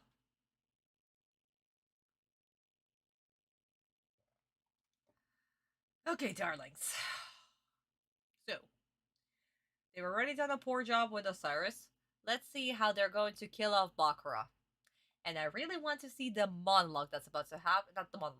Why am I saying monologue? The dialogue. Why keep I confusing the two in my whenever I'm speaking? Oh my god. We're going to see the dialogue that's going to be happening between Bakura and Marik, especially Marik. I need to see if Marik is going to be the smarty pants that he's supposed to be, or will 4Kids ruin it and do the whole bit of trying to take over the world? Because if they will, Marik is ruined. I swear to God, Marik is ruined. But we'll see. Guys, no spoilers. Are we all ready? Okay, one last sip. Okay, darlings, let's go. 3, 2, 1. Yugi, your Egyptian god card is powerful, but it does not guarantee your victory. I've come much too far to lose now. I'm afraid it's over! I knew this. For you to defeat that creature, you'll need me. Go on. The number of cards in his hand determines how many attack points Slifer has. Listen carefully. He now holds 3 cards. That gives the all-powerful Slifer the Sky Dragon 3,000 attack points. And you only have 1,200 life points remaining. Which means that as soon as Slifer launches an attack, you're finished. Never! The ghost of Dark Sanctuary is still wandering the field, Yugi. And now, my evil ghost, it's time to attack! Possess Slifer the Sky Dragon! What happened? My dark ghost had no effect. Listen, you have much to learn about the power of an Egyptian god card. This can't be. Slifer the Sky Dragon is much too powerful. I don't have any more cards in my hand, nor do I have any monsters on the field to protect me. Dark Sanctuary was my only hope, but Slifer has rendered it useless. What can I do against the overwhelming power of an Egyptian god card? All I have is my face-down trap card, and it's of no use to me. I can't lose. There's too much at stake for me. I must win. You won't win. This duel is over. All right! Nice going, you! Prepare to lose! This can't be. It's not over yet, you fool. I have a plan for us. What? Slifer the Sky Dragon! Attack his light points with... I sense something. Marik! What does he want?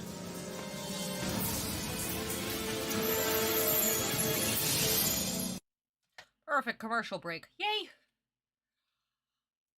Okay. Well, this sucked.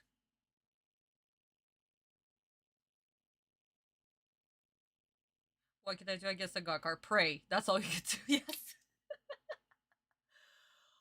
Oh god, okay.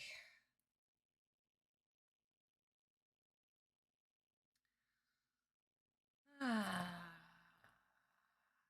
have so much to learn about the Egyptian god. Like, he has time to learn about the Egyptian god. I'm sorry.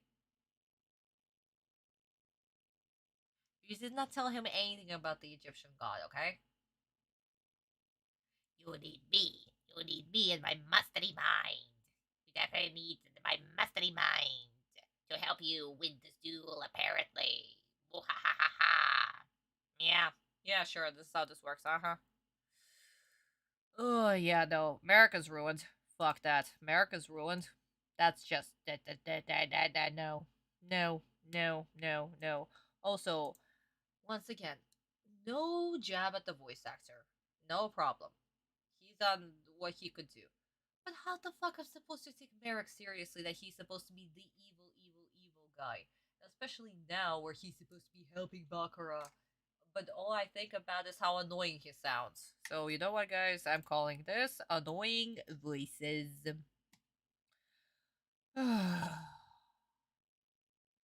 Just annoying voices. Though, Dangreen's delivery with Slifer attack, that was gorgeous. Honestly, that was gorgeous. Delivery was... Mwah, that was chef's kiss. That was absolutely chef's kiss. Love Dangreen. Love Dangreen when he does Atem. Just perfection. Just... Maybe I should revive a kid for that. Nah. Just, I don't know, more love and confetti to the voice actors and the remarkable job that they do. After all, we are butchering kids because of 4Kids, not because of voice actors. So yeah, Dangreen, perfection. Thank you so much. My ears enjoyed everything that they heard. And I guess he did 4Kids dialogue. Or 4Kids logic, I'm thinking. Which one? Because again, this whole shit... Actually, yeah, no, that would be 4Kids dialogue. That still would be 4Kids dialogue because you have so much to learn about the Egyptian god.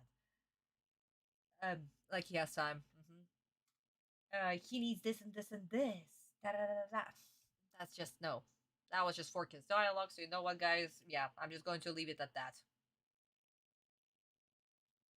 And bingo. We got a bingo. Oh yeah, we got a bingo. Guys, another Yamino game.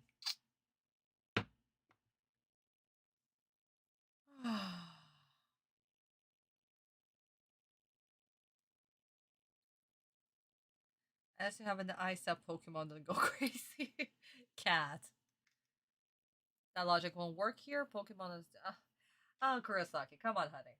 We all like games.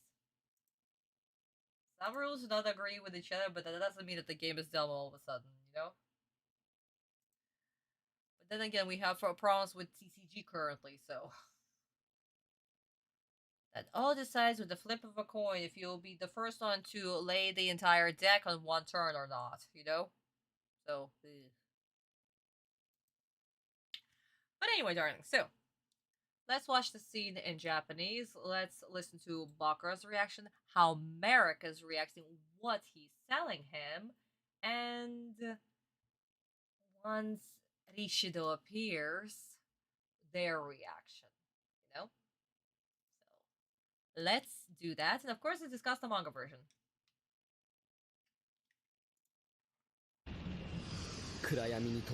Whoa, I forgot to do the bingo card. Guys, so sorry.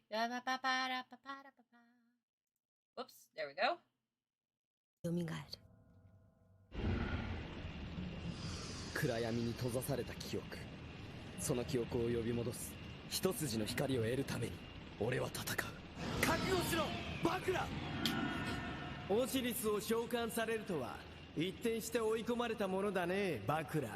マリク。オシリスの攻撃力はプレイヤーの手札枚数によって決まる。今遊戯の手札は3枚。よってオシリスの攻撃力は3000ポイント。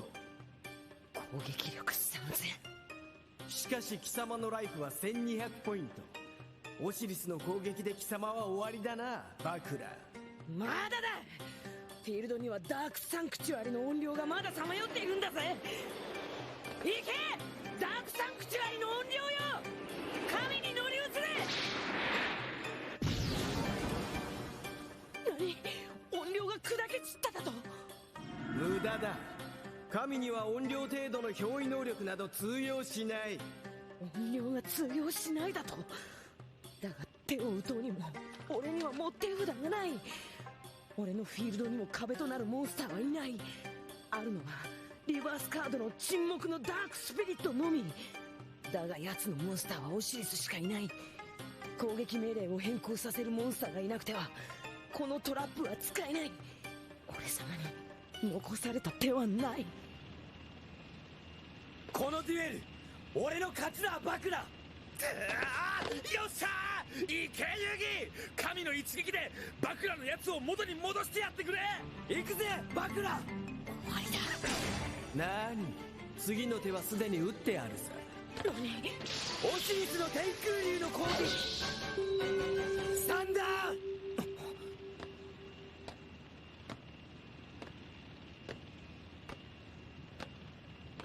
あいつは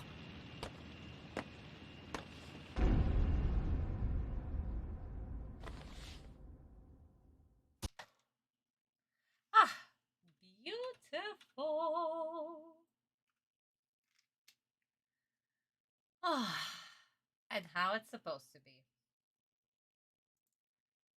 And actually, guys, another funny thing, surprisingly, 4Kids commercial time matched with the Japanese commercial time. Yay. For the first time in forever. But yeah, my darlings. Wow. Marik is actually a snarky smarty smart. Yes. He actually explains what's going on. He's enjoying the situation because he has a contingency plan. He has a plan C because that's Marik. Duh. And that's why Rishido appears. And we need to watch it. We'll see what he's up to. What's the plan, you know? Something that even Bakura doesn't realize. So yeah, no. Marik is supposed to be the smartest one in the room, basically.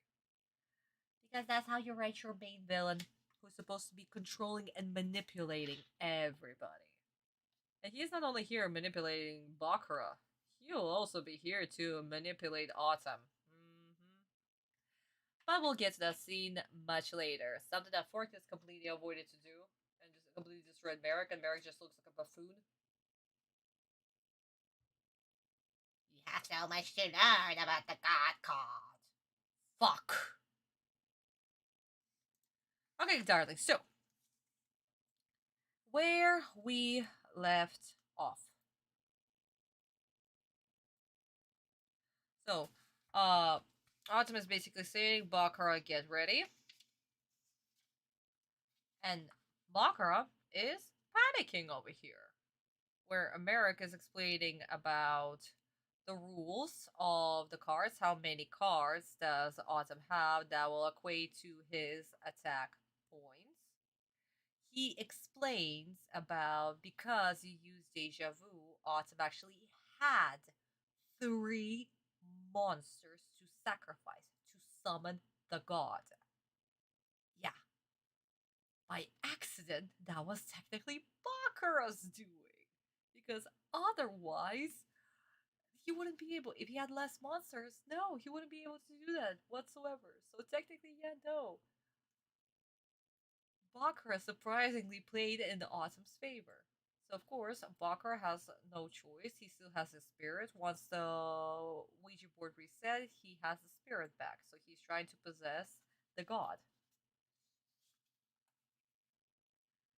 And of course, it deflects. And Marik is explaining that, yeah, no, such a puny, tiny little monster is not going to work on a god. What are you talking about? Boy, come on. Plus, again, if we go by the anime version rules, that's an equipped spell. Equipped spells don't work on a god. No spell cards work on a god. Well, technically, they work for like one turn, but because it's such a weak equipped spell, it's not going to work. So, yeah, there you go. So, Atem is about to attack. Jonachi is, of course, cheering. And we have the moment of truth. Atem is preparing to attack, and Marik is like, don't worry, I have a contingency plan. The fuck? And Rishido appears. Yeah. Gorgeous.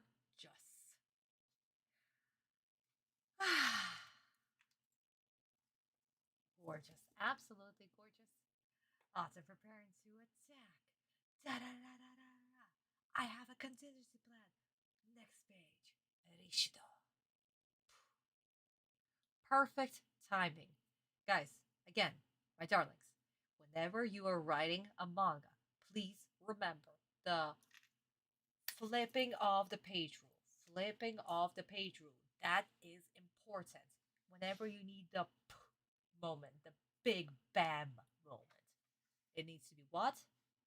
Next up on the page. Because if you're going to just do it like one page and then the next page the big kapow happens, yeah, no, it doesn't work like that, guys. Flipping of the page. The big review must be on the next page, the flipped page. Please, my darlings, I'm telling you, this thing works. So many mangakas use this rule. So please, do it. Map out your page, plan them out, see what works. I'm telling you. Osiris blew that ghost away like a fart. Yeah, pretty much. Pretty much, honey. Oh my goodness. But yeah, sweeties. So, let's see what are they going to do? Because how are Fork going to censor that Bakura is about to die? If Atem decides to attack, how? What are they going to do? Is he going to go into a coma, into a shock? Actually, no, coma is still bad. By 4Kids level. And as we know, drowning is okay, but being burned by holograms is definitely not in the 4Kids book. So let's see, what are they going to do? How are they going to censor this? Oh boy, I need a drink for courage.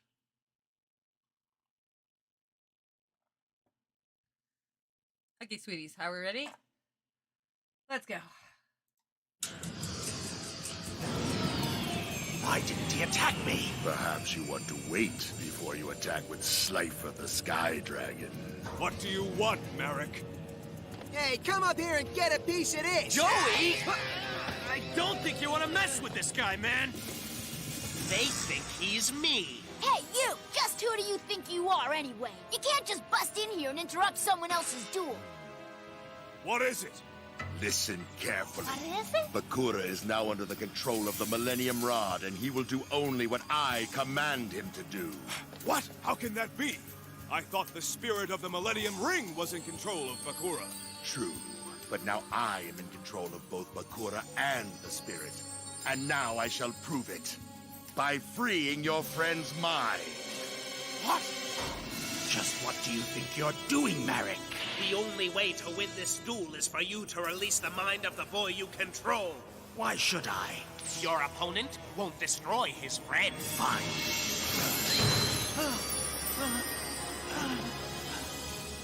My arm. It hurts. Bakura! Bakura! Are you okay? Yugi, help me. I don't know where I am. What am I doing here in this duel? What happened to my arm? It is him. He's in pain. Without the spirit of the ring, he is weak. Therefore, you may wish to reconsider your attack. The devastation caused by Slifer the Sky Dragon could make your friend's condition even worse. What? Would you risk the health of your friend? Only a coward would do something like this to win a duel. That's a cheap trick, Marik. Bakura, hang in there! Yugi! Well done, Odeon. He'll never attack his pathetic, defenseless friend now. Master Marik always knows what's best. I must obey his commands. I don't feel very well. I must obey Master Marik. Fuck.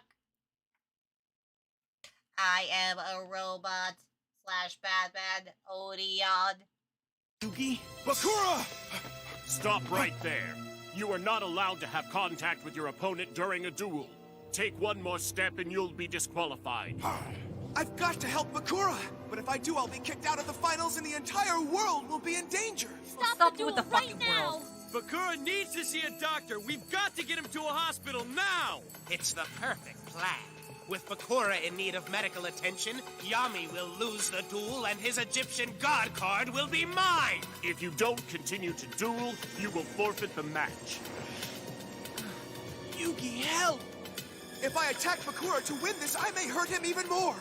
But if I don't, I'll be disqualified. Yugi, I'll make this decision very easy for you. Finish him off. I offer you a second warning. Make your move or lose your spot in the finals. Now go. Chill out, buddy. Can't you see the poor guy's injured? Come on! What kind of show you guys running here? Get down or you will be disqualified from the finals as well.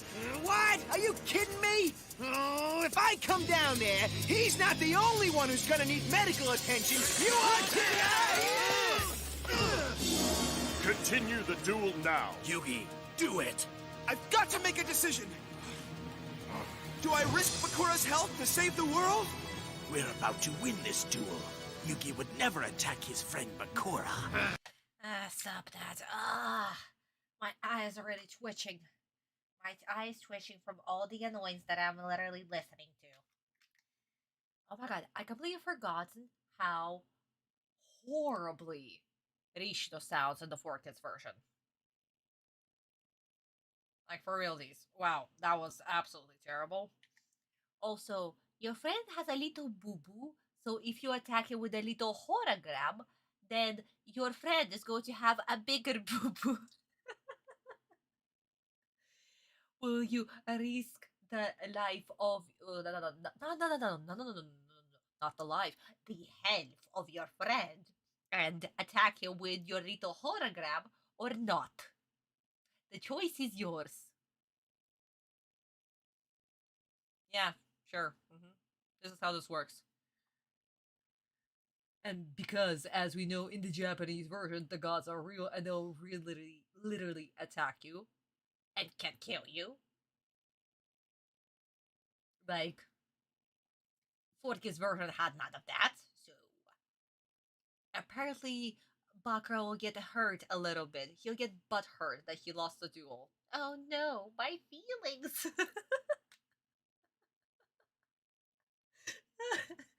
I must obey Master Marik. I will do your bidding. Did Marik also mention that he's the villain in his mind? Because apparently he did that twice this episode, that he's the villain.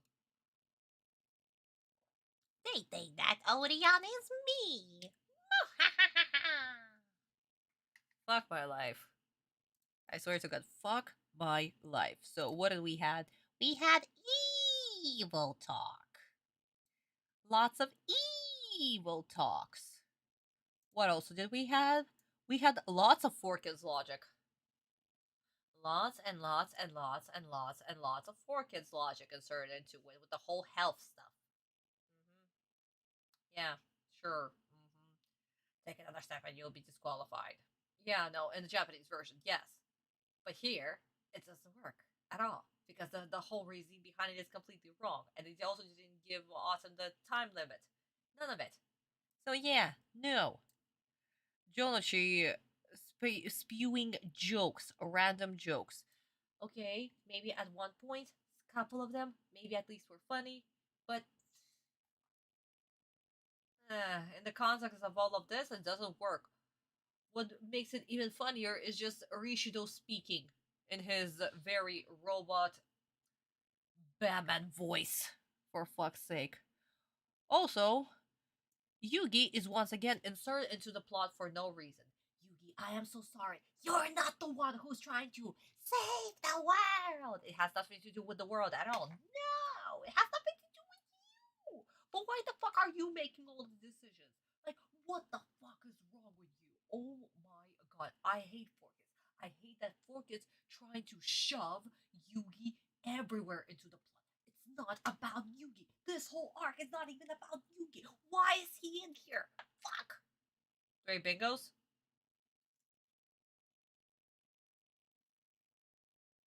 Real? Uh-huh. Okay.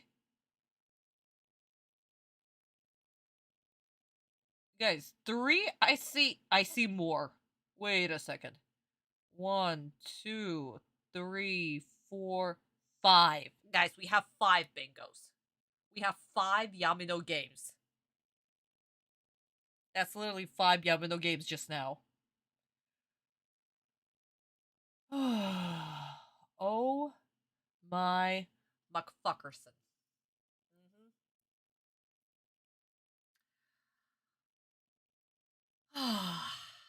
Yeah. I had to cover Yugi's mouth so Yami would think I'll definitely cover his mouth. Yeah. I completely agree with you, Yuki-chan. Chat is delayed? Yeah, maybe something guys wrong with my OBS, or either YouTube is being slow. For some reason, they're also like, this week they're doing the whole another experimental thing with the audio tracks and shit, so it's like, yeah. More AI stuff is coming up, and more audio AI tracks is coming up. So, it's gonna be fun. And if you've seen the news, you've seen the news. And you probably hate what you've seen. I definitely did.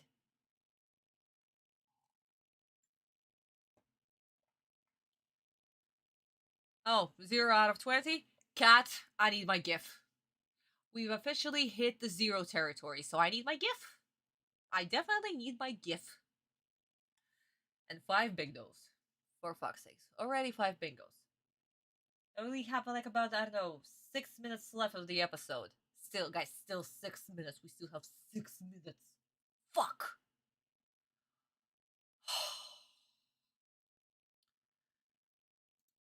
Yeah. Guys, let's cleanse our palate. Let's cleanse our palate. And my screen's about to turn off. Let's cleanse our palate with the beautiful Japanese version that we can absolutely enjoy. Because, my god, I hate everything that is for kids. Aside from the voice actors. But everything else, I hate you guys. I hate you guys so freaking much. Aw, thank you, Chun. To calm their anger. Thank you! I have to endure so much of 4 kids. Oh my god. I don't even know. Like, I was so goddamn angry last week. And my level of anger currently right now, actually maybe even greater. Because when people make stupid decisions, that's on people. But when 4 kids destroy the best series in all of this universe, yeah, that just makes my blood boil even more. Okay, sweetie, so let's watch the Japanese version, see how different the dialogue is, see how higher the stakes are, see that actually, no, Bakura is bleeding, and not just having a little ouchie on the arm, okay? And of course, discuss the manga version.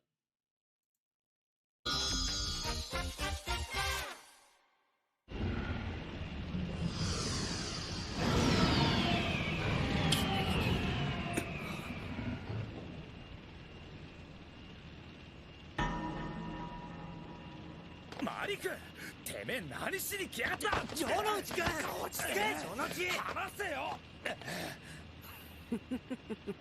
他人のデュエルを妨害するような真似はこの俺様が許さないぜ。マリク、貴様。よく聞け、遊戯よ。すでにその少年はこの千年ロッドによって操られた人形と化している。何？どういうことだ？バクラはすでに闇の住人の支配を受けているはず。そう、その少年は二重に精神を支配されている。その証拠を見せよう。今その少年の精神を解放する。何？貴様、何を考えている？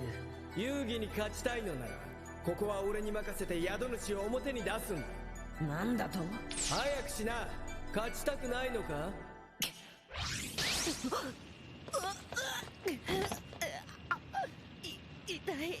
痛いよ。バクラ、バクラ、バクラ君、遊戯君、ここは一体どこ？僕はなんでここにいるの？この怪我はどうして？バクラ、見ての通り、その少年は深い傷を負っている。遊戯、勝敗を決する神の攻撃はその少年の命をも奪いかねない精神的ダメージを与えることになる。何？その覚悟はあるのだな。バクラの命を盾にしようというのか？マリク、汚ねえぞマリク。バクラ、しっかりしろ。遊戯それでいい、リシドよ。マリック様、私の心の痛みはこの疾風が身を裂くせいではないのです。痛いよ、遊戯君。バクラ、待て、武藤遊戯。デュエル中の相手プレイヤーとの接触は禁じられている。デュエル放棄とみなし負けにするぞ。俺がバクラを攻撃すればデュエルは終わる。だがバクラは。早くデュエルをやめさせて。バクラも早く手当てをしなきゃ本当に死んじまうかもしれないぜ。遊戯、このラストターンで攻撃を躊躇すればエンドフェーズにウィジャマンの死の5文字が揃い貴様の負けだ。さあデュエルを続行せよ、武藤遊戯。遊戯君、今のバクラに神の攻撃を耐えるだけの精神力は残されていない。どうした？なぜ攻撃をためらっている？とどめをさせ、遊戯。武藤遊戯、プレイを続行しなければデュエルの意思なしと判断し直ちに。おいさあ、死の子の言ってねえで早くやめさせろ。もう勝負ついてんじゃねえか。おとなしくしていろ。出なければ失格にするぞ。何？失格だと？上等じゃねえか。やれるもんならやってみやがれ。その代わりに差をつける。さあデュエルを続行せよ。やれ遊戯。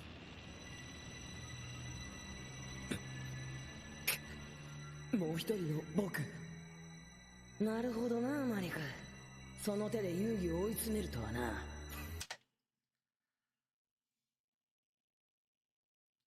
Wow.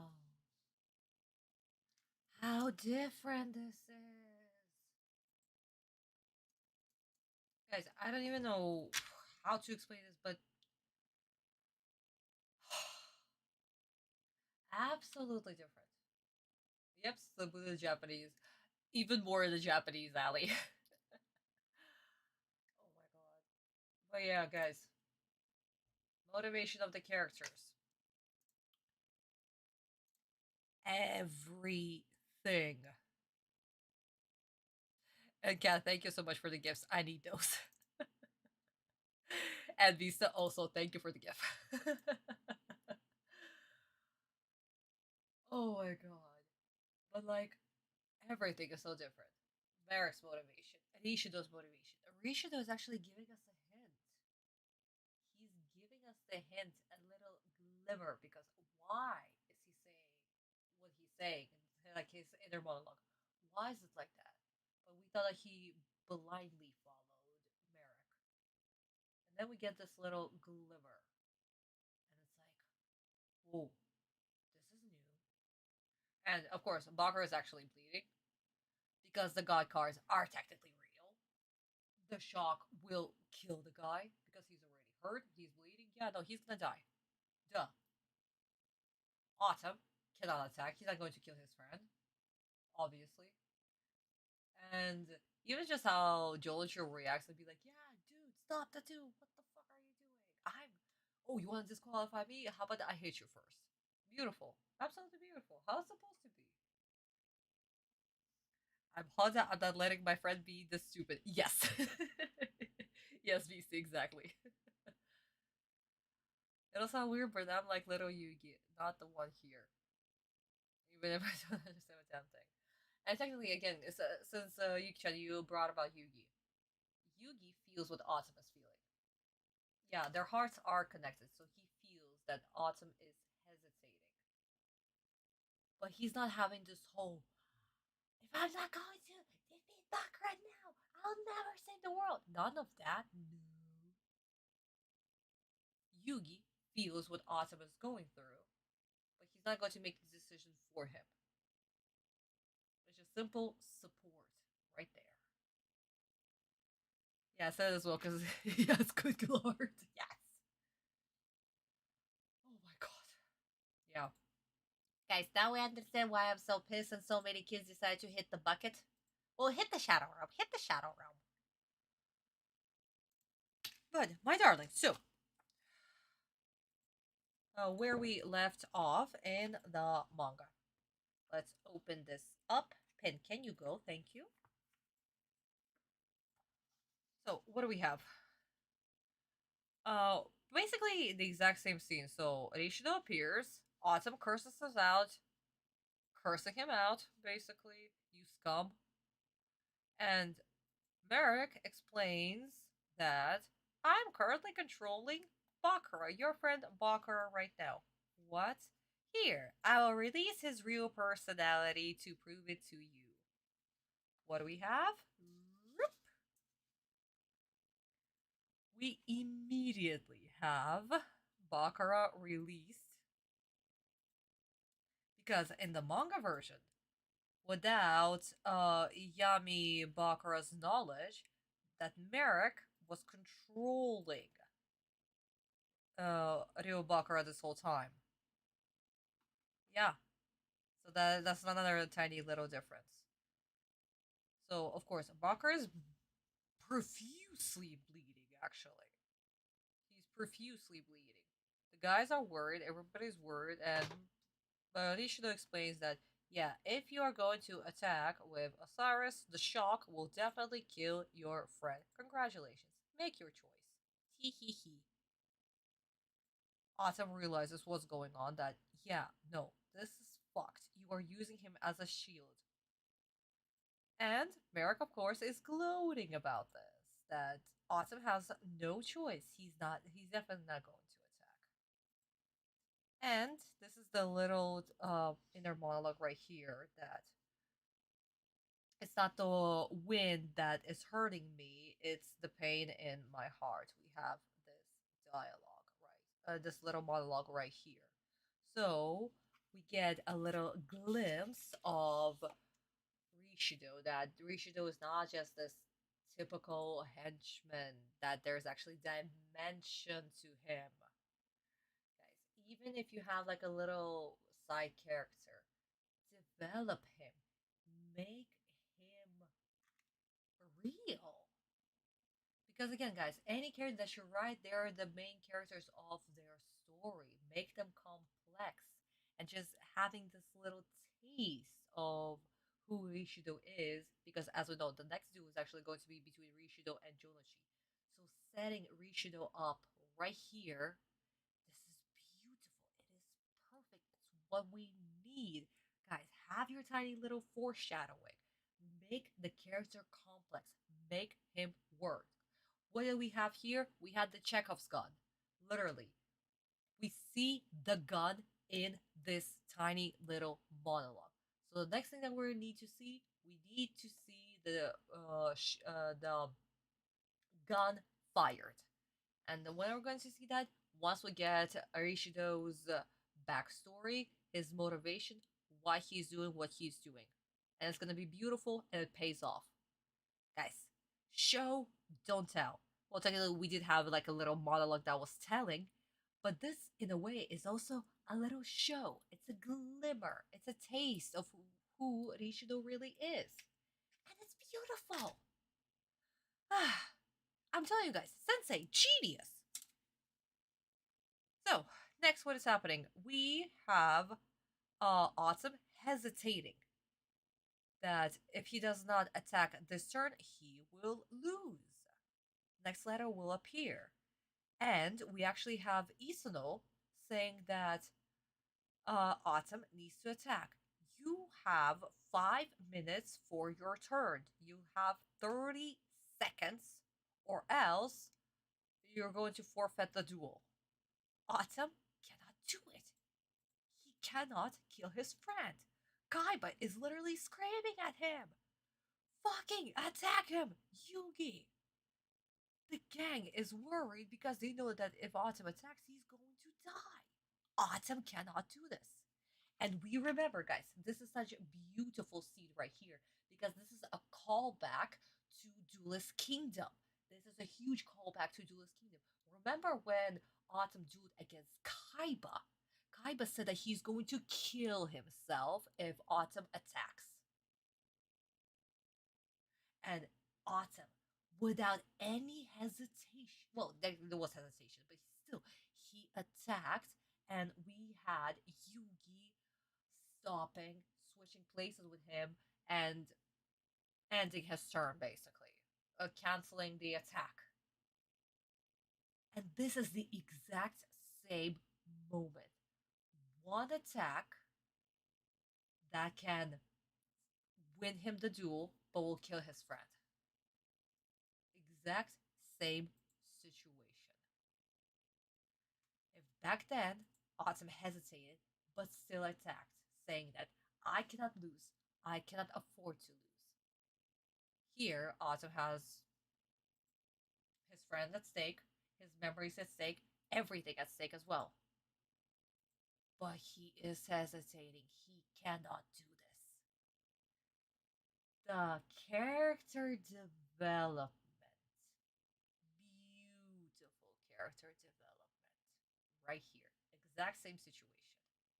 And Atem can't fucking attack. Gorgeous. Absolutely gorgeous.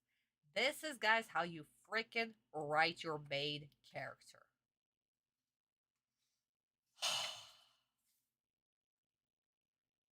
Yeah.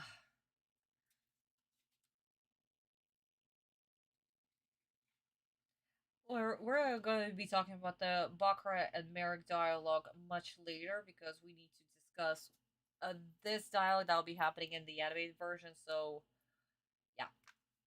We're going to get back to that one in just a bit. But guys, I hope that you enjoyed this little TED Talk of how to write the main character and show their character development, the progression.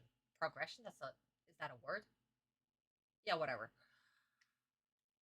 The arc. Yeah. How to write the arc. Oh yeah, my darlings. Ah, beautiful, gorgeous, how it's supposed to be. How it's supposed to be.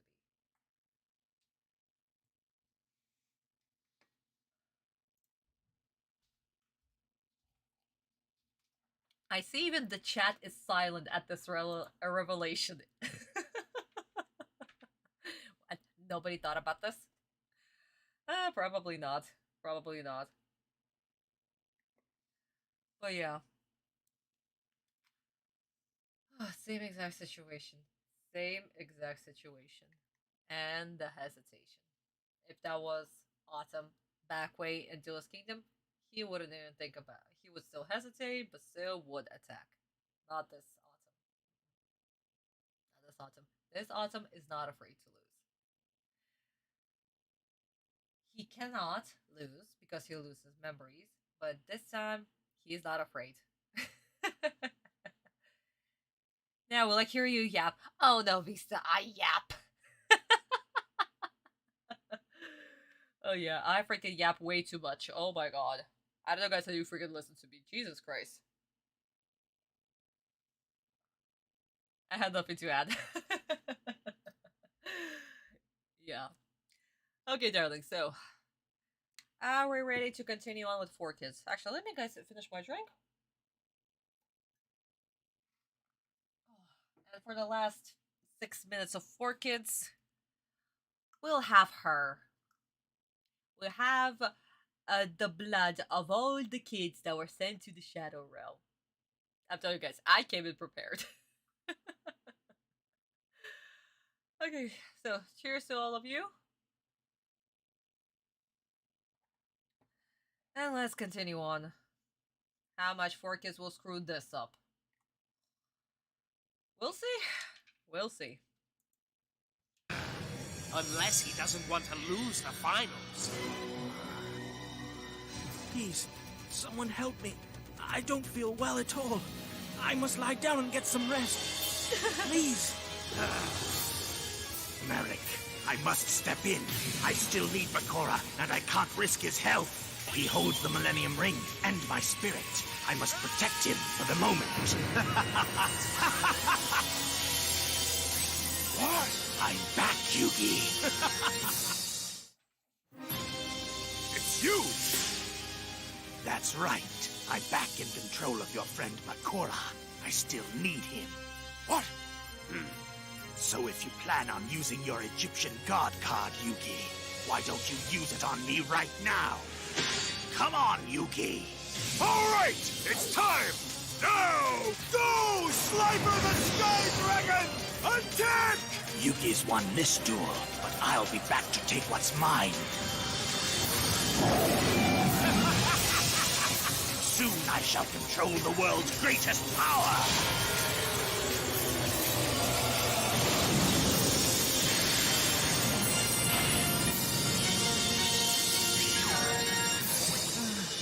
And the winner is duelist number 3, Yugi Moto!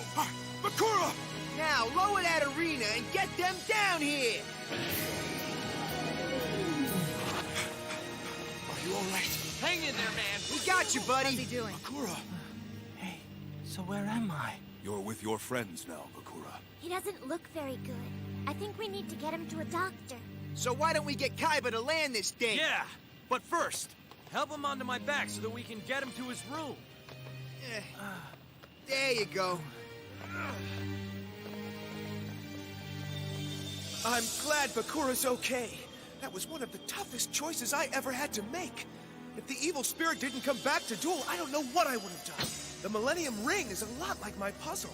It holds an ancient spirit that depends on someone else so it can exist. And even though the spirit of the ring is evil and controls Bakura against his will, it seems to still need Bakura in order to survive. But there's one major difference between Bakura and Ayami. What's that? The spirit inside my item is my friend. And you and I are always there to support each other, no matter what comes our way. You were there to help me when my grandfather was in trouble.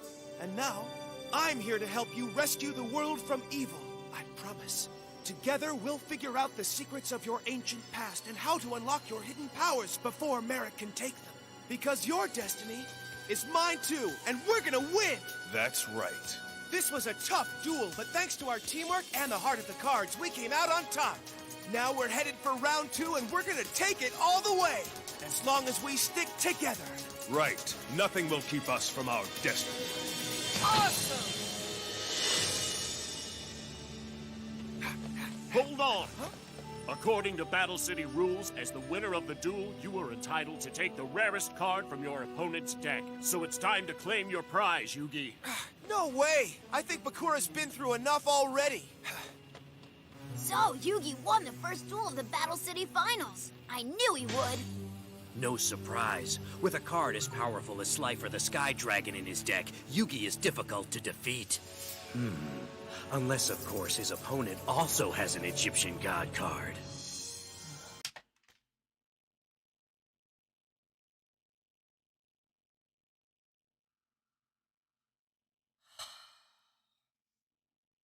Guys, come here closer.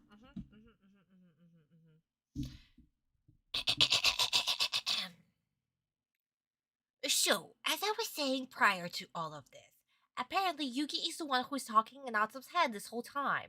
And once again, we have another transition that proves that Yugi is the one who has been talking this whole time.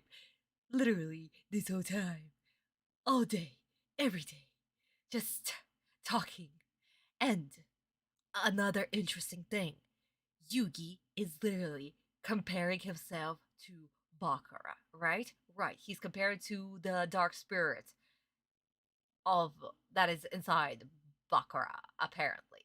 So he is taking Atem's role away from him and making him the main character once again. I am here to help my friend. I have the choice. It's me. It's all about me. It's my destiny. Yeah, sure, it's your destiny, but it's my destiny. And you will help me achieve my destiny. Together, that's supposed to be your destiny, but it's my destiny. It's everything. It's mine.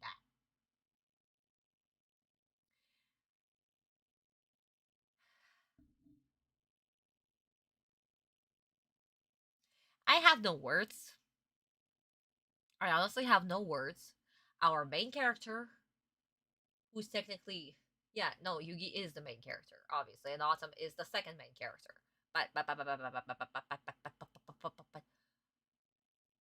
every plotline that Atem has is being shoved upon Yugi.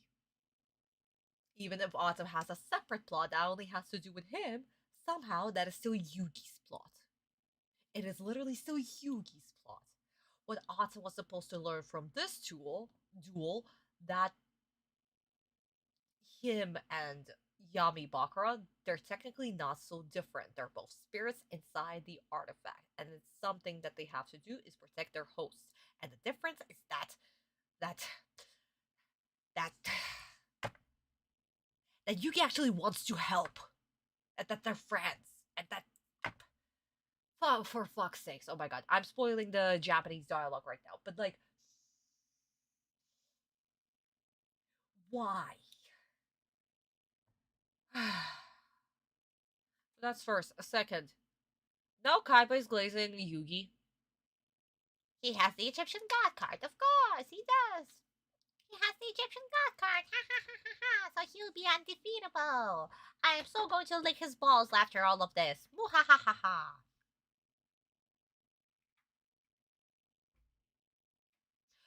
So, I am just beyond pissed. And the whole Bakura plot about how he's protecting Ryo, that explanation was so poor, so sad, that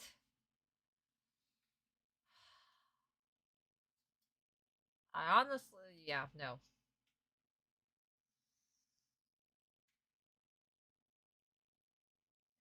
They really try to go with the original, but they also need to insert their 4kidsness into the plot. So much.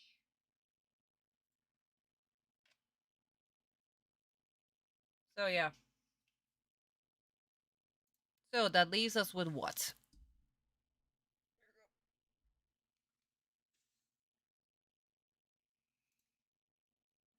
That leaves us with Yugi saves the day, even though he doesn't deserve it, because technically that's Atem. That was supposed to be Atem, but no, we had Yugi who saved the day. We had lots and lots of Yugi glazing. So much Yugi glazing from Kaiba. Yeah, you have the god card? Let's hang out sometime later in my room. And yeah, actually, I'm going to put all of this as Americanization. The whole Bakura thing, the whole how even Yugi respond to Isudo. Bakura's already been through enough. He has already been through so much. Yeah, sure, Yugi. You actually think about anybody but yourself. Really.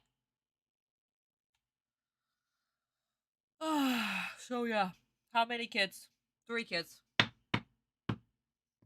Oh, I was choked on that like I'm sorry, cat. I am so sorry. Orcus literally said Atem get away. Yeah, pretty much. But the West is they mentioned his past. Yeah. Well, in the midst of all the talking, there's another trivia. Okay, what's the trivia, honey?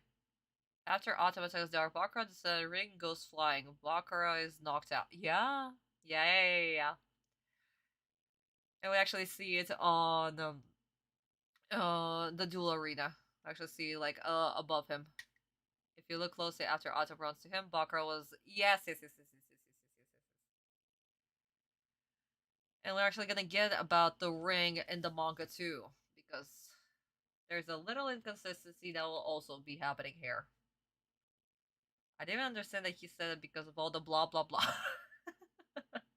Yeah, pretty much each other. And another bingo.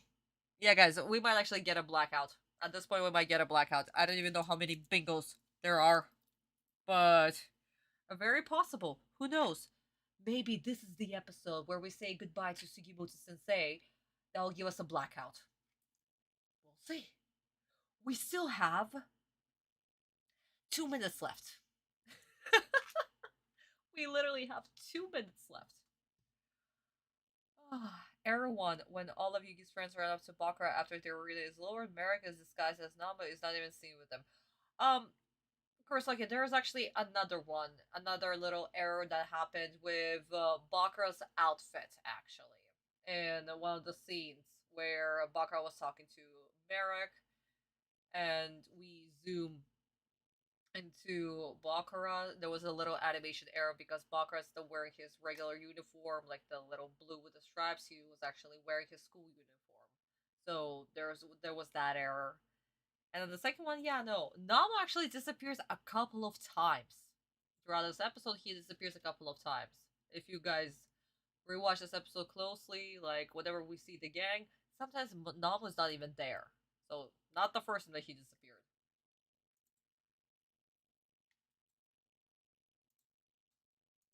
I'm counting 10. Okay, I'm betting that the now talking about a braver in the last 2 minutes. I guess, guys, we're gonna have to see and find out. It's very possible. The last scene is literally the gang, talking about the whole Millennium Ring and how it's being, how Bakura is being possessed and how, Jonichi wants to duel against, Marik because Marik brainwashed Bakura and yada yada yada. So we'll see. You guys will see.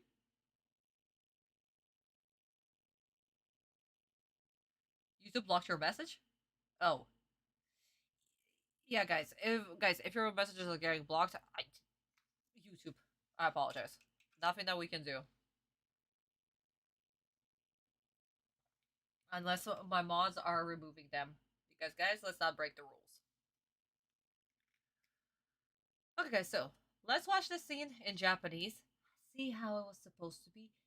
See the dialogue between Atem and Yugi and how supportive Yugi is. And oh my freaking god. And even technically good Kaiba's reaction. The legitimate reaction that he was supposed to have.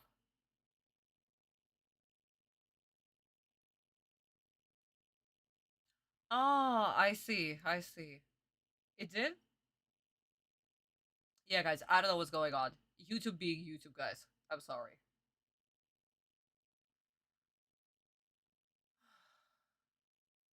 We cannot control when YouTube decides to block, but apparently it's okay with AI slop. That is absolutely fine. It's booby commercials. That's just perfect. Okay, guys, so Japanese version, then the manga. Let's go. これも我々の契約のためだ。さすがだよマリカ。貴様のえげつなさは俺様のオカルトデッキをも上回るぜ。だがな、俺様にも気に入る勝ち方と気に入らねえ勝ち方があるんだよ。引っ込んでなマリク。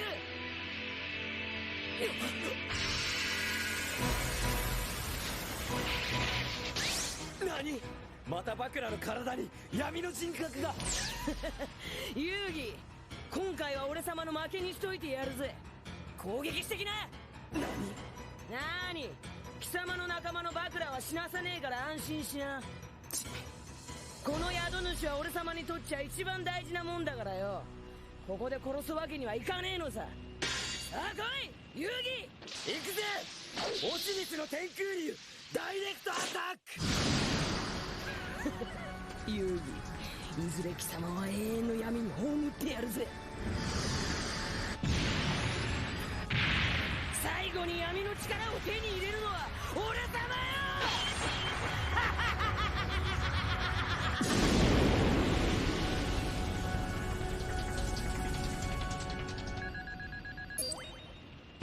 勝者武藤遊戯、トーナメント1回戦突破。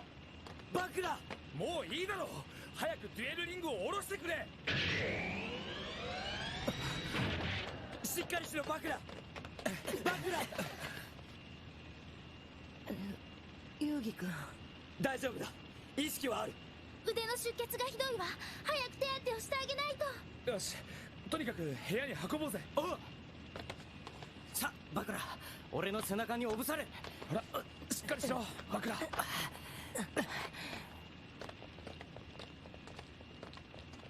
大丈夫かいバクラ君。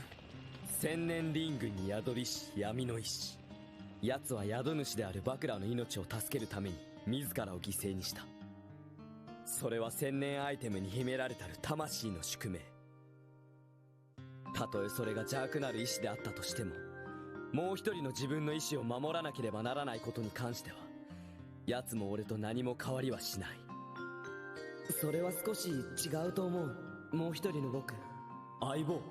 君が僕を守ってくれていること、そして千年リングの闇の意志とバクラ君が僕ら同様二心同体だってことも僕にはわかるよ。でも僕だって君を助けてあげたいんだ。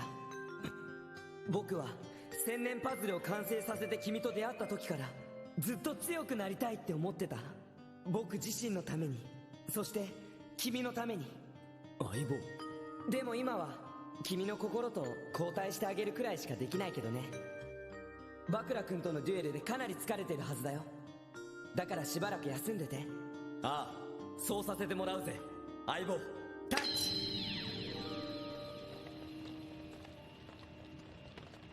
待ちたまえ。1回戦の勝者である武藤遊戯にはアンティルールによりバクラ亮のデッキからカードを1枚手に入れることを許可する。いらないよ。バクラ君はそれどころじゃないんだ。トーナメント1回戦は順当に遊戯が勝ったね兄様。当然だ。奴を倒すことができるのは奴同様神に選ばれたデュエリストだけだ。遊戯、待っていろ。決勝戦で俺が必ず貴様を倒す。 And there you guys go. Beautiful, perfect, how it's supposed to be. The feeling, the reasoning, everything. And 4Kids had none of that. They made Yugi the fucking narcissist. He is literally the villain of his own series. I swear to God. And all the villains around them are stupid. Absolutely fucking stupid. They don't even know what the fuck they're doing. So, my darlings. And this is where we can finally see what Marik's plan is. Bakura sees what's going on. Ah, so that's your plan. That's what you want to do. And Bakura cannot let this happen. After all, he needs his host for something else. He's supposed to be the one who's supposed to manipulate Marik into giving him the Millennium Rod because Atem needs to assemble all the items. Bakura knows this. So, him losing his host to this asshole, like hell he's going to allow it. He is the main villain of the series. He will get, he'll have what he needs. And what does he need to do? He needs to gather all the Millennium items, or for Atem to gather all the Millennium items. They need the God cards to unlock the door. Like hell, he's going to let Marik destroy his host, his body. That's his body, okay? So yeah, no, Yugi, attack. Attack me. It's fine. I'll let you win this time. Don't you worry. It's A-okay. next time we fight, you are fucked.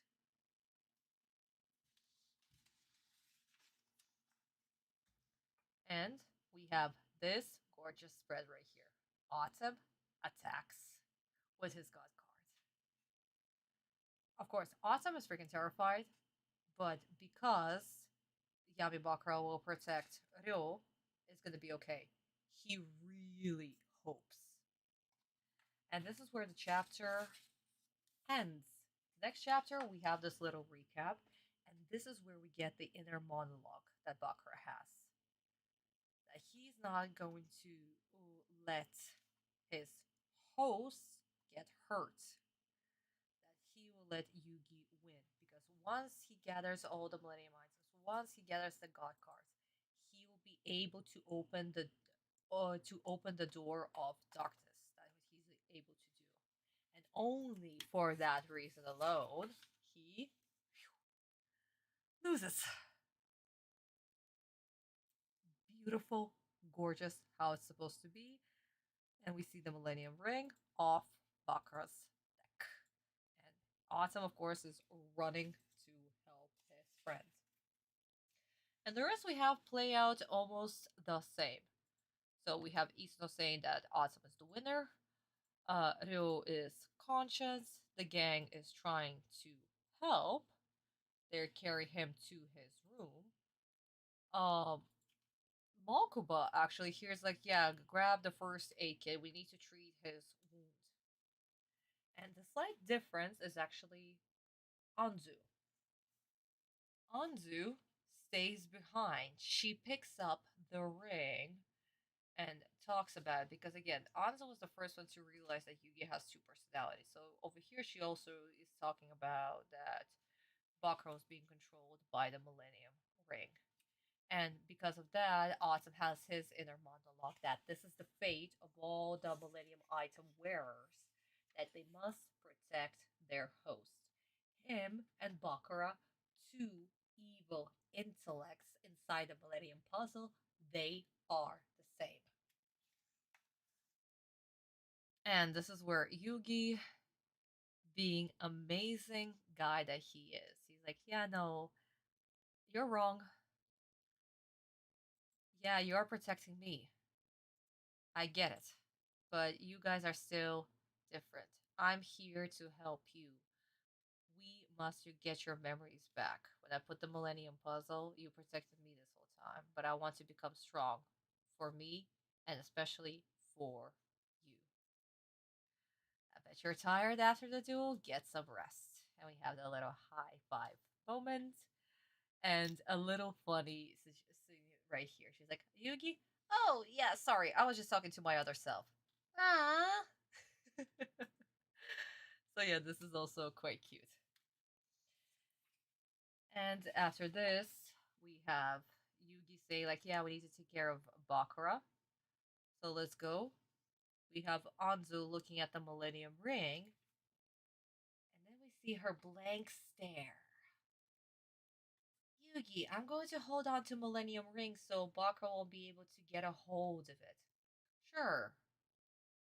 And we know what's going on. Who is currently in possession of Anzu? Then we have Isuno saying like, yeah, because of the anti-rule, you can choose any card from Bakura's deck, and Yugi's like, I don't need it. Bakura is in danger. Fuck your rule, basically. And the same dialogue right here. Mokuba is like, yeah, it's not surprising that Yugi has one. Of course he did. He was chosen by the god. And I am going to defeat you in the finals. Yeah, no. Kaiba is set. And this is just beautiful.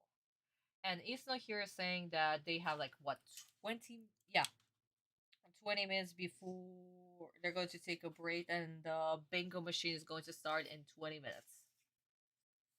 And we are in Bakura's room where they have treated his wound. And this whole scene right here, yeah. So yeah, my darlings, this is the slight little difference that Anzu actually stayed behind to pick up the Millennium Ring, and the gang, well, technically Yugi knows that the Millennium Ring is actually in Anzo's possession, that she's keeping it safe and away from Bakura, so the dark spirit inside the Millennium Ring wouldn't take control of Bakura. Yeah, another just a tiny little difference. Whereas in the animated version, we had none of that, and apparently Anzu has the Millennium Ring somehow in her possession. Apparently, so yeah.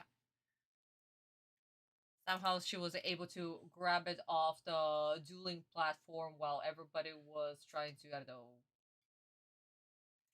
put Bakura on Hanzo's back or something. I don't know, guys. But yeah, just a tiny little difference.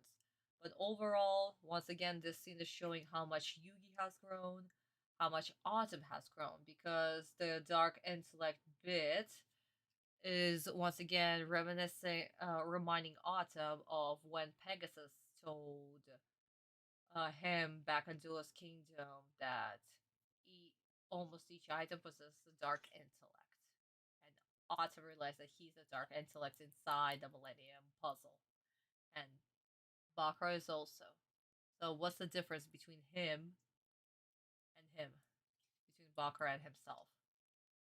So yeah, another little character development. But Yugi's there to be like, yeah, maybe you guys are similar in this regard that you need to protect your host, but you're you and he's him. He has his motivation and you know the motivation and you have yours. And I'm also here to help you. So beautiful, gorgeous, how it's supposed to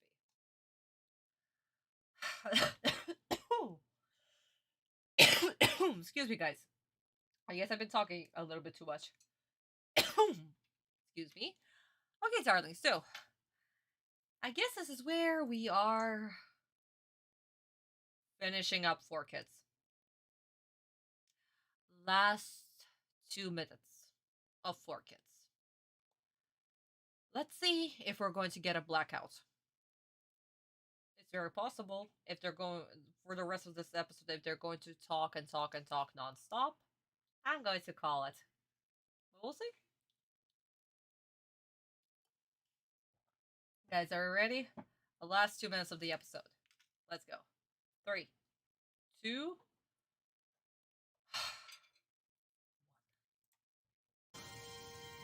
Bakura's been through a lot, and he definitely needs rest. But we gotta land this blimp and get him to a hospital. Yeah. Some crazy stuff went down in that duel, especially when Marik showed up. What exactly happened back there? For some reason, Marik didn't want the Spirit of the Ring to lose. So when I was about to play my Egyptian God card and win the duel, Marik used his Millennium Rod to free the real Bakura. Since he was injured, Marik knew I would forfeit the duel instead of attacking him. But the Spirit must have been afraid I would attack Bakura, because he took control again at the end. So wait, do you mean to tell me that the Dark Spirit of the Millennium Ring let you win? Yup, because he depends on Bakura to survive. And if I attacked Bakura with Slifer, the Spirit might have been in danger too. I'm confused. Even though the evil spirit was in control, you still ended up attacking Bakura. No, since the evil spirit was in control of Bakura when I attacked him, the real Bakura was spared. This is all so confusing, but it sounds like Marik and the evil spirit were in this together. Yeah. You tell me, instead of explaining it like normally, you decide to over-explain everything, that in the end, I don't even know what's going on. So yeah, no, you and Anzo, you and me both, I don't know what's going on. But I'm not sure how or why. I just know we can't let Marik win this tournament. And hopefully, that evil spirit won't be coming back again. I don't know about you, but I've had enough of evil spirits. And mind controlling for one day. I'm sick of that, Marik! Come on, let me at him! Hey, don't get yourself in trouble again. All right, I think it's time to talk to Kaiba about getting Bakura back into the hospital as soon as possible. Yeah, Tristan's right. Let's get some help for Bakura. Then let's stop talking about it already and go! Go ahead. I'll stay here and keep an eye on Bakura. Okay, hang in there, Bakura. Help is on the way. Huh? Hold on, guys! What's wrong, Yugi? Everything all right? It's gone. Huh? What's gone? Bakura's Millennium Ring. I don't get it, guys. He had it around his neck until the end of the duel. And now it's disappeared. That thing seems to come and go all the time without any explanation. Yeah, and your Egyptian god card probably blasted it sky high. Now let's get going, huh? Well, all right. See ya, Taya. Later, guys.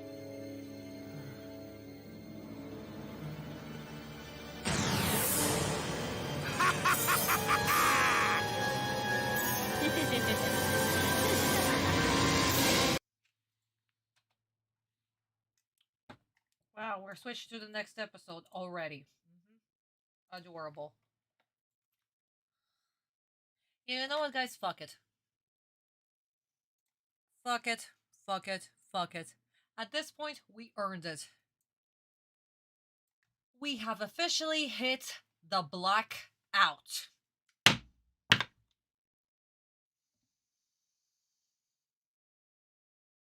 Wow. Over-explanation upon over-explanation upon over-explanation that in the end the kids were confused, the audience were confused, I, knowing the lore, was confused, and yeah, sure. As long as they continue talking and everybody is satisfied, because the kids will not be switching the channels because, oh my god, they're yapping, they're yapping, they're yapping, they're yapping. Fuck my life. So yeah, guys, congratulations to our first blackout. Apparently, episode 84, it's the worst so far. Oh my god. Unfucking believable. One of my favorite episodes with Osiris got a blackout. Yippee! Should 4Kids get a penalty game? If they get a blackout, guys, should 4Kids get a penalty game? Because they deserve a penalty game.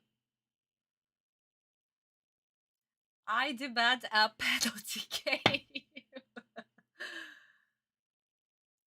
Oh my god, YouTube is now... Oh, wow. I guess it doesn't like the word blackout, apparently. Oh my god. But yeah, guys, woo. We got it, guys. We got it. Confetti. Pew, pew. Confetti. Pew, pew, pew. Oh my god. I should have gotten the popper. You know what, guys? Next time, if we get a blackout, I'll have a popper ready or something. Oh, if I had known that this episode would have sucked so much, I would have, played God's Anger instead of Battle of Gods, like at the beginning of the live stream. Oh my god, because right now, it's God's Anger in my head playing, just going fuck my life. Yes, penalty game for 4Kids. Guys, how should we punish 4Kids? What would be the perfect penalty game? For me, my absolute hell would have been just watching 4Kids nonstop, 24/7. That would be my personal hell. But what would be personal hell for them? Losing all the money? Because they made so much money off of this show. Too much. And they're still getting their royalties, guys, so. Too many royalties. They're still getting those. Despite their bankruptcy, or whatever happened. Burn the whole bingo board. Literally, oh my god. Guys, if I burn the whole bingo board, then how are we going to continue playing this game? Oh my god. We are the champions. Whoopsie daisy. My friend. And we'll keep on bashing 4Kids till the end.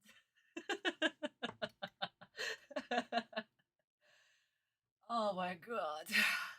Fuck my life. Oh. Who knew that one of my favorite episodes would do be in? Give them 1,000 Markiplier punch.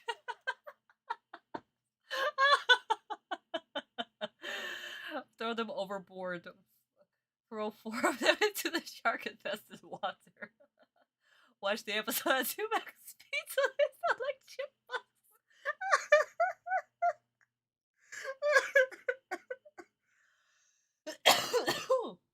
Oh my god. Oh, that would be hilarious. Jesus Christ. Oh. Actually, that would be a punishment for me too, because I'll have to listen to that. Oh, watch their career on the high speed burning. That'll be fun too. And let them watch that endlessly on a loop. That'll be fun. Jesus Christ. So yeah, my darlings. I think I killed him. Yes, you did. I fucking joked. Oh my god. So yeah, my darlings. Our first blackout. Congratulations. Congratulations to 4Kids for officially committing all of this. Oh my god. I never seen Markiplier movie. I mean, it's cool. Oh, guys, the Markiplier movie is also not out yet. It's only showing in the US, so I don't know what's happening in the movie. Technically, I watched his let's play of the game, but what's going to be happening in the movie, I'm quite curious. So, guys, if you've seen the Markiplier movie, Iron Lung, please, no spoilers. No spoilers. Once we get an official international release, then I'll watch, and then you can spoil after I watch it. Then everyone except the voice actors and the artists to Shadow Realm. Exactly. Yeah. The animation studios, everybody who works on the episode, like, in Japan, they are amazing. Voice actors, on 4Kids board, they also, there are exceptions. But everybody else on that team, fuck off. Burn in Shadow Realm, for fuck's sakes. Burn this blackout of a Shadow Realm, Purple Realm. Hopefully it releases online where you can watch it legally. Yeah, that'll be lovely, honey. That'll be lovely. Like, Mark deserves so much, so honestly, if I can watch it legally to support him somehow from here, that'll be amazing. Oh my god. I remember this YouTuber that I watched back in the day when I was still a teenager, and this kid played Amnesia and screamed. And now, this boy, so many years later, released a whole freaking movie. Oh my god.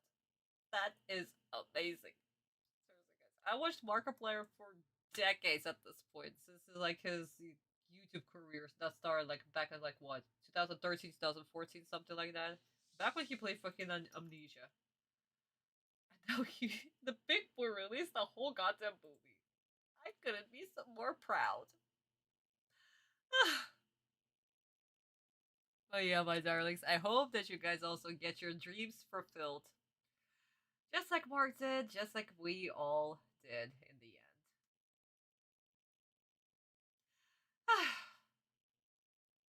And speaking of the good things, guys, let's watch this scene in Japanese. Since we had such an amazing blackout in the end.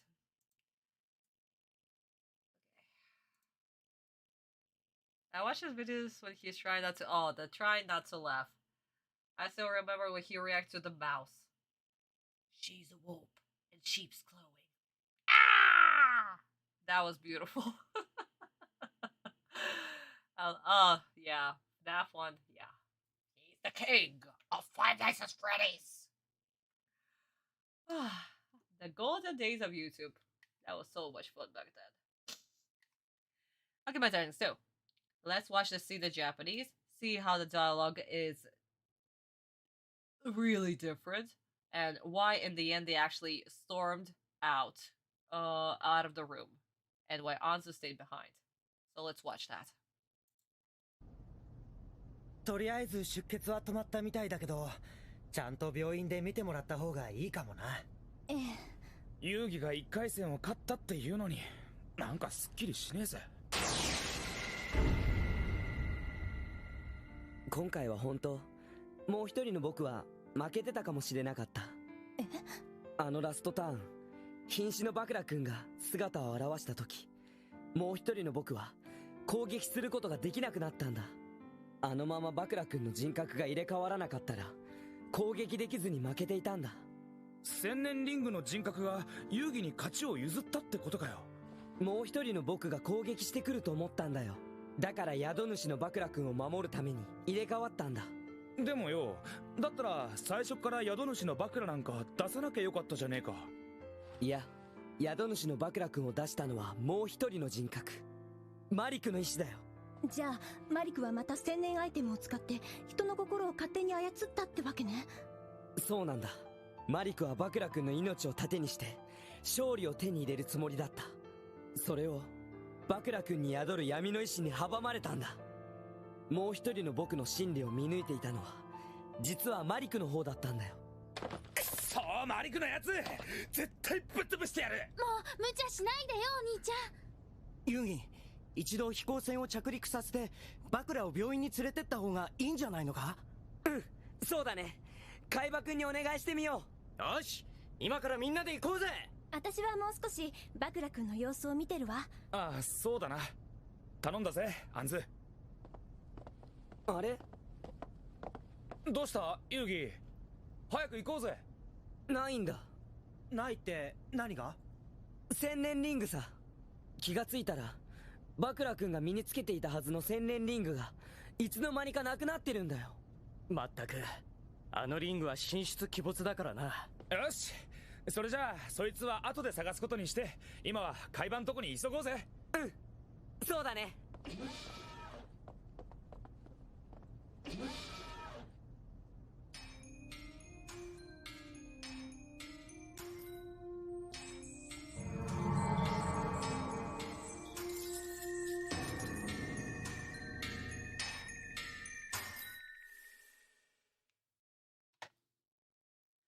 And there you guys go. Simple, easy, to the point, with a sprinkle of Yugi's explanation. Especially Marik's motivation, because even Yugi realized that, yeah, this is what Marik is doing. This is what's going on. He knows how my other self thinks, which makes us admire and fear Marik way more.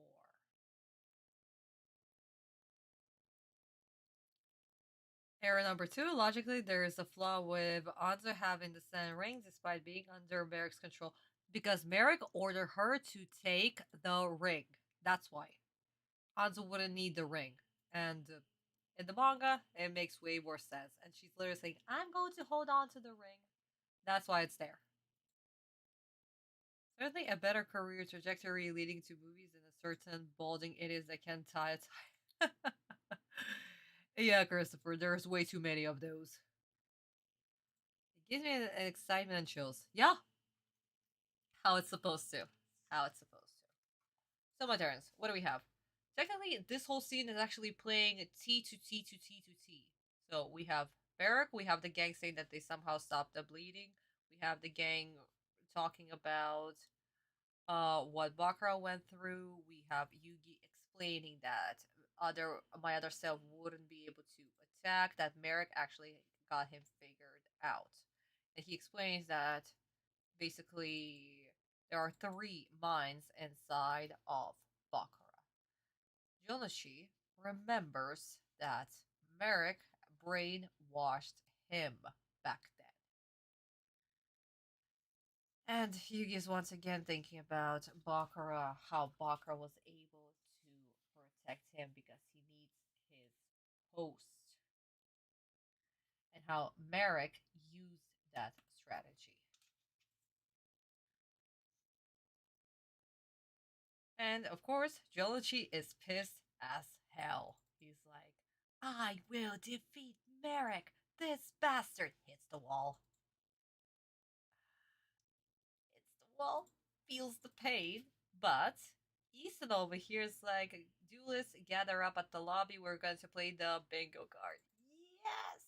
I, Trilogy, the duelist of justice, will defeat Marik! Bane, Bane, Bane. And Honda be like, the fuck, dude? Oh, beautiful. But that's why they actually exited, because the bingo machine was about to start. So Anza's being over here like, yeah, guys, I'm going to look after Bakura. Guys, don't worry. And they leave it up to her. And we have this scene, which literally shows us that, yeah, Marik is controlling Anzu. That's why he has the ring. Because again, Marik still needs the Millennium items regardless. He needs the God cards, he needs the items. So of course he's going to hold on to the ring. Why would Anzu need the ring? What's the point of her having the ring? Okay, fine. Maybe she'll keep it safe and away from Bakura, sure. But like, meh. So yeah, beautiful, gorgeous, makes sense. I guess the point of what was going on, and there's a part of me that strongly wishes Anzu didn't get persistently control here. We who know the spin-offs know the and that's, yeah, it did suck, yeah. Were you aware that the bingo machine? Yes. Wait, the bingo machine is a support card? What? How?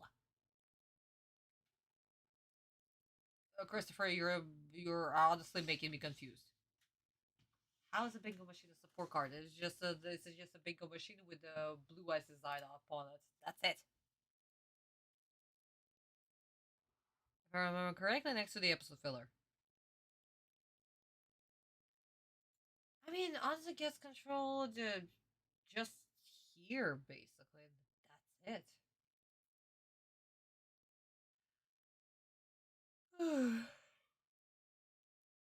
It should be okay. It's fine. Yeah, maybe she'll have a little bit more autonomy, but it still makes sense. Because Marik still needed to go somewhere once the evil personality will control his body. So yeah, he definitely needs Bakura, and he definitely needs Anzu to, do the thing.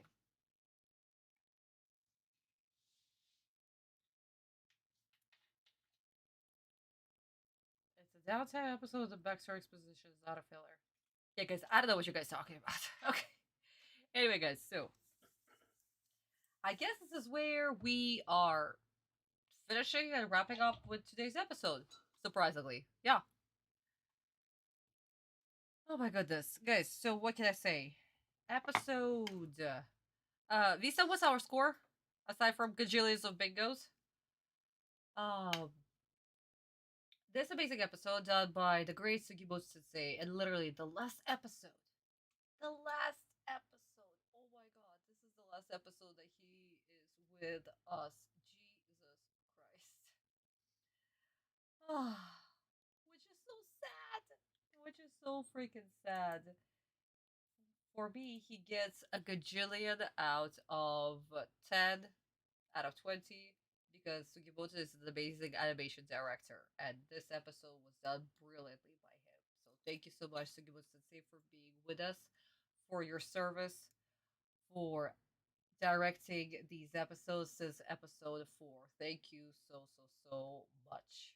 And your next animation director prodigy will definitely make you proud. So, Sugimoto Sensei gets a gajillion out of 10. And for the kids, with their butchering of the episode, gets a -4 out of 20. And our first fucking blackout. The court is officially adjourned. Well, it's technically a filler, but not a filler at the same time, so it's just a padding. Oh boy. Okay. And he absolutely deserves. Absolutely deserves. Oh my goodness. But yeah. My darkest, I guess this is it. Surprisingly, we actually went through this episode fairly quickly. Usually it takes us, I don't know, 4 hours to do this, but today we did it in 3? 8? Surprised it took us this long for a blackout. I know, Allie, I know. And we've been doing this bingo thing since like the beginning of season 2. Yeah, definitely this is the beginning of season 2.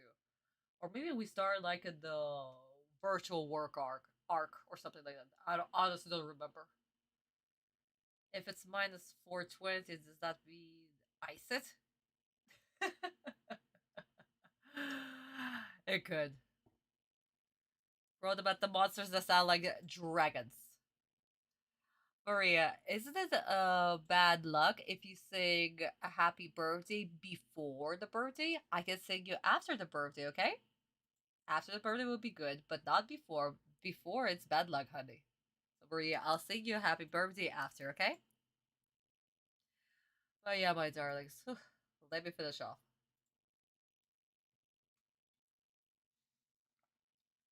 "91 minutes according to YouTube." Oh my god. No, we're definitely, it's been, what my clock says it's like 3 hours and 8 minutes. Of course, Kurosaki, honey. I'm glad that you enjoyed. Guys, I'm glad that you enjoy my yapping, because honestly, I cannot listen to myself at all. I do not make sense when I speak. It's just random yapping. Random English words that's supposed to kind of make sense. But yeah, my darlings, once again, thank you so much for joining me on this live stream of What Will 4Kids Do? Next episode will be interesting. I'm gonna have so many freaking problems with the next episode once again. Maybe that's what you guys are talking about, the filler. Because it's technically filler, but not a filler, but it's also filler, but it's not a filler. But yeah, we're gonna have a fun field trip next episode. So, my darlings, please, if you haven't liked this video, please do like this video. If you're new here, welcome, welcome, welcome. I scream at 4Kids 3 times a month. The best way to support your dueling queen is, of course, through my Boozy page, sweeties. Please, please, please, please, please, please, please, please, please, please. Scan the QR code, start reading Yu-Gi-Oh! GTC today. Huge shout out to my Boozy subscribers, to Nox, to Visa, to Fallen, and to Jackie. Thank you so much for supporting me. So please, guys, go check it out. Start reading Yu-Gi-Oh! GTC today. Next page will be out on the 27th. So please go check it out. We are literally almost halfway through chapter 2 already. So it's important that you guys start reading there. Thank you so much for supporting me. Thank you so much for being here. I love you all. Please have a good night or day or evening wherever you are. And I'll see you all next week. Same dueling time, same dueling channel. Love you all. Mwah, mwah, mwah. Goodbye, my darlings. Bye-bye, sweeties. Bye-bye.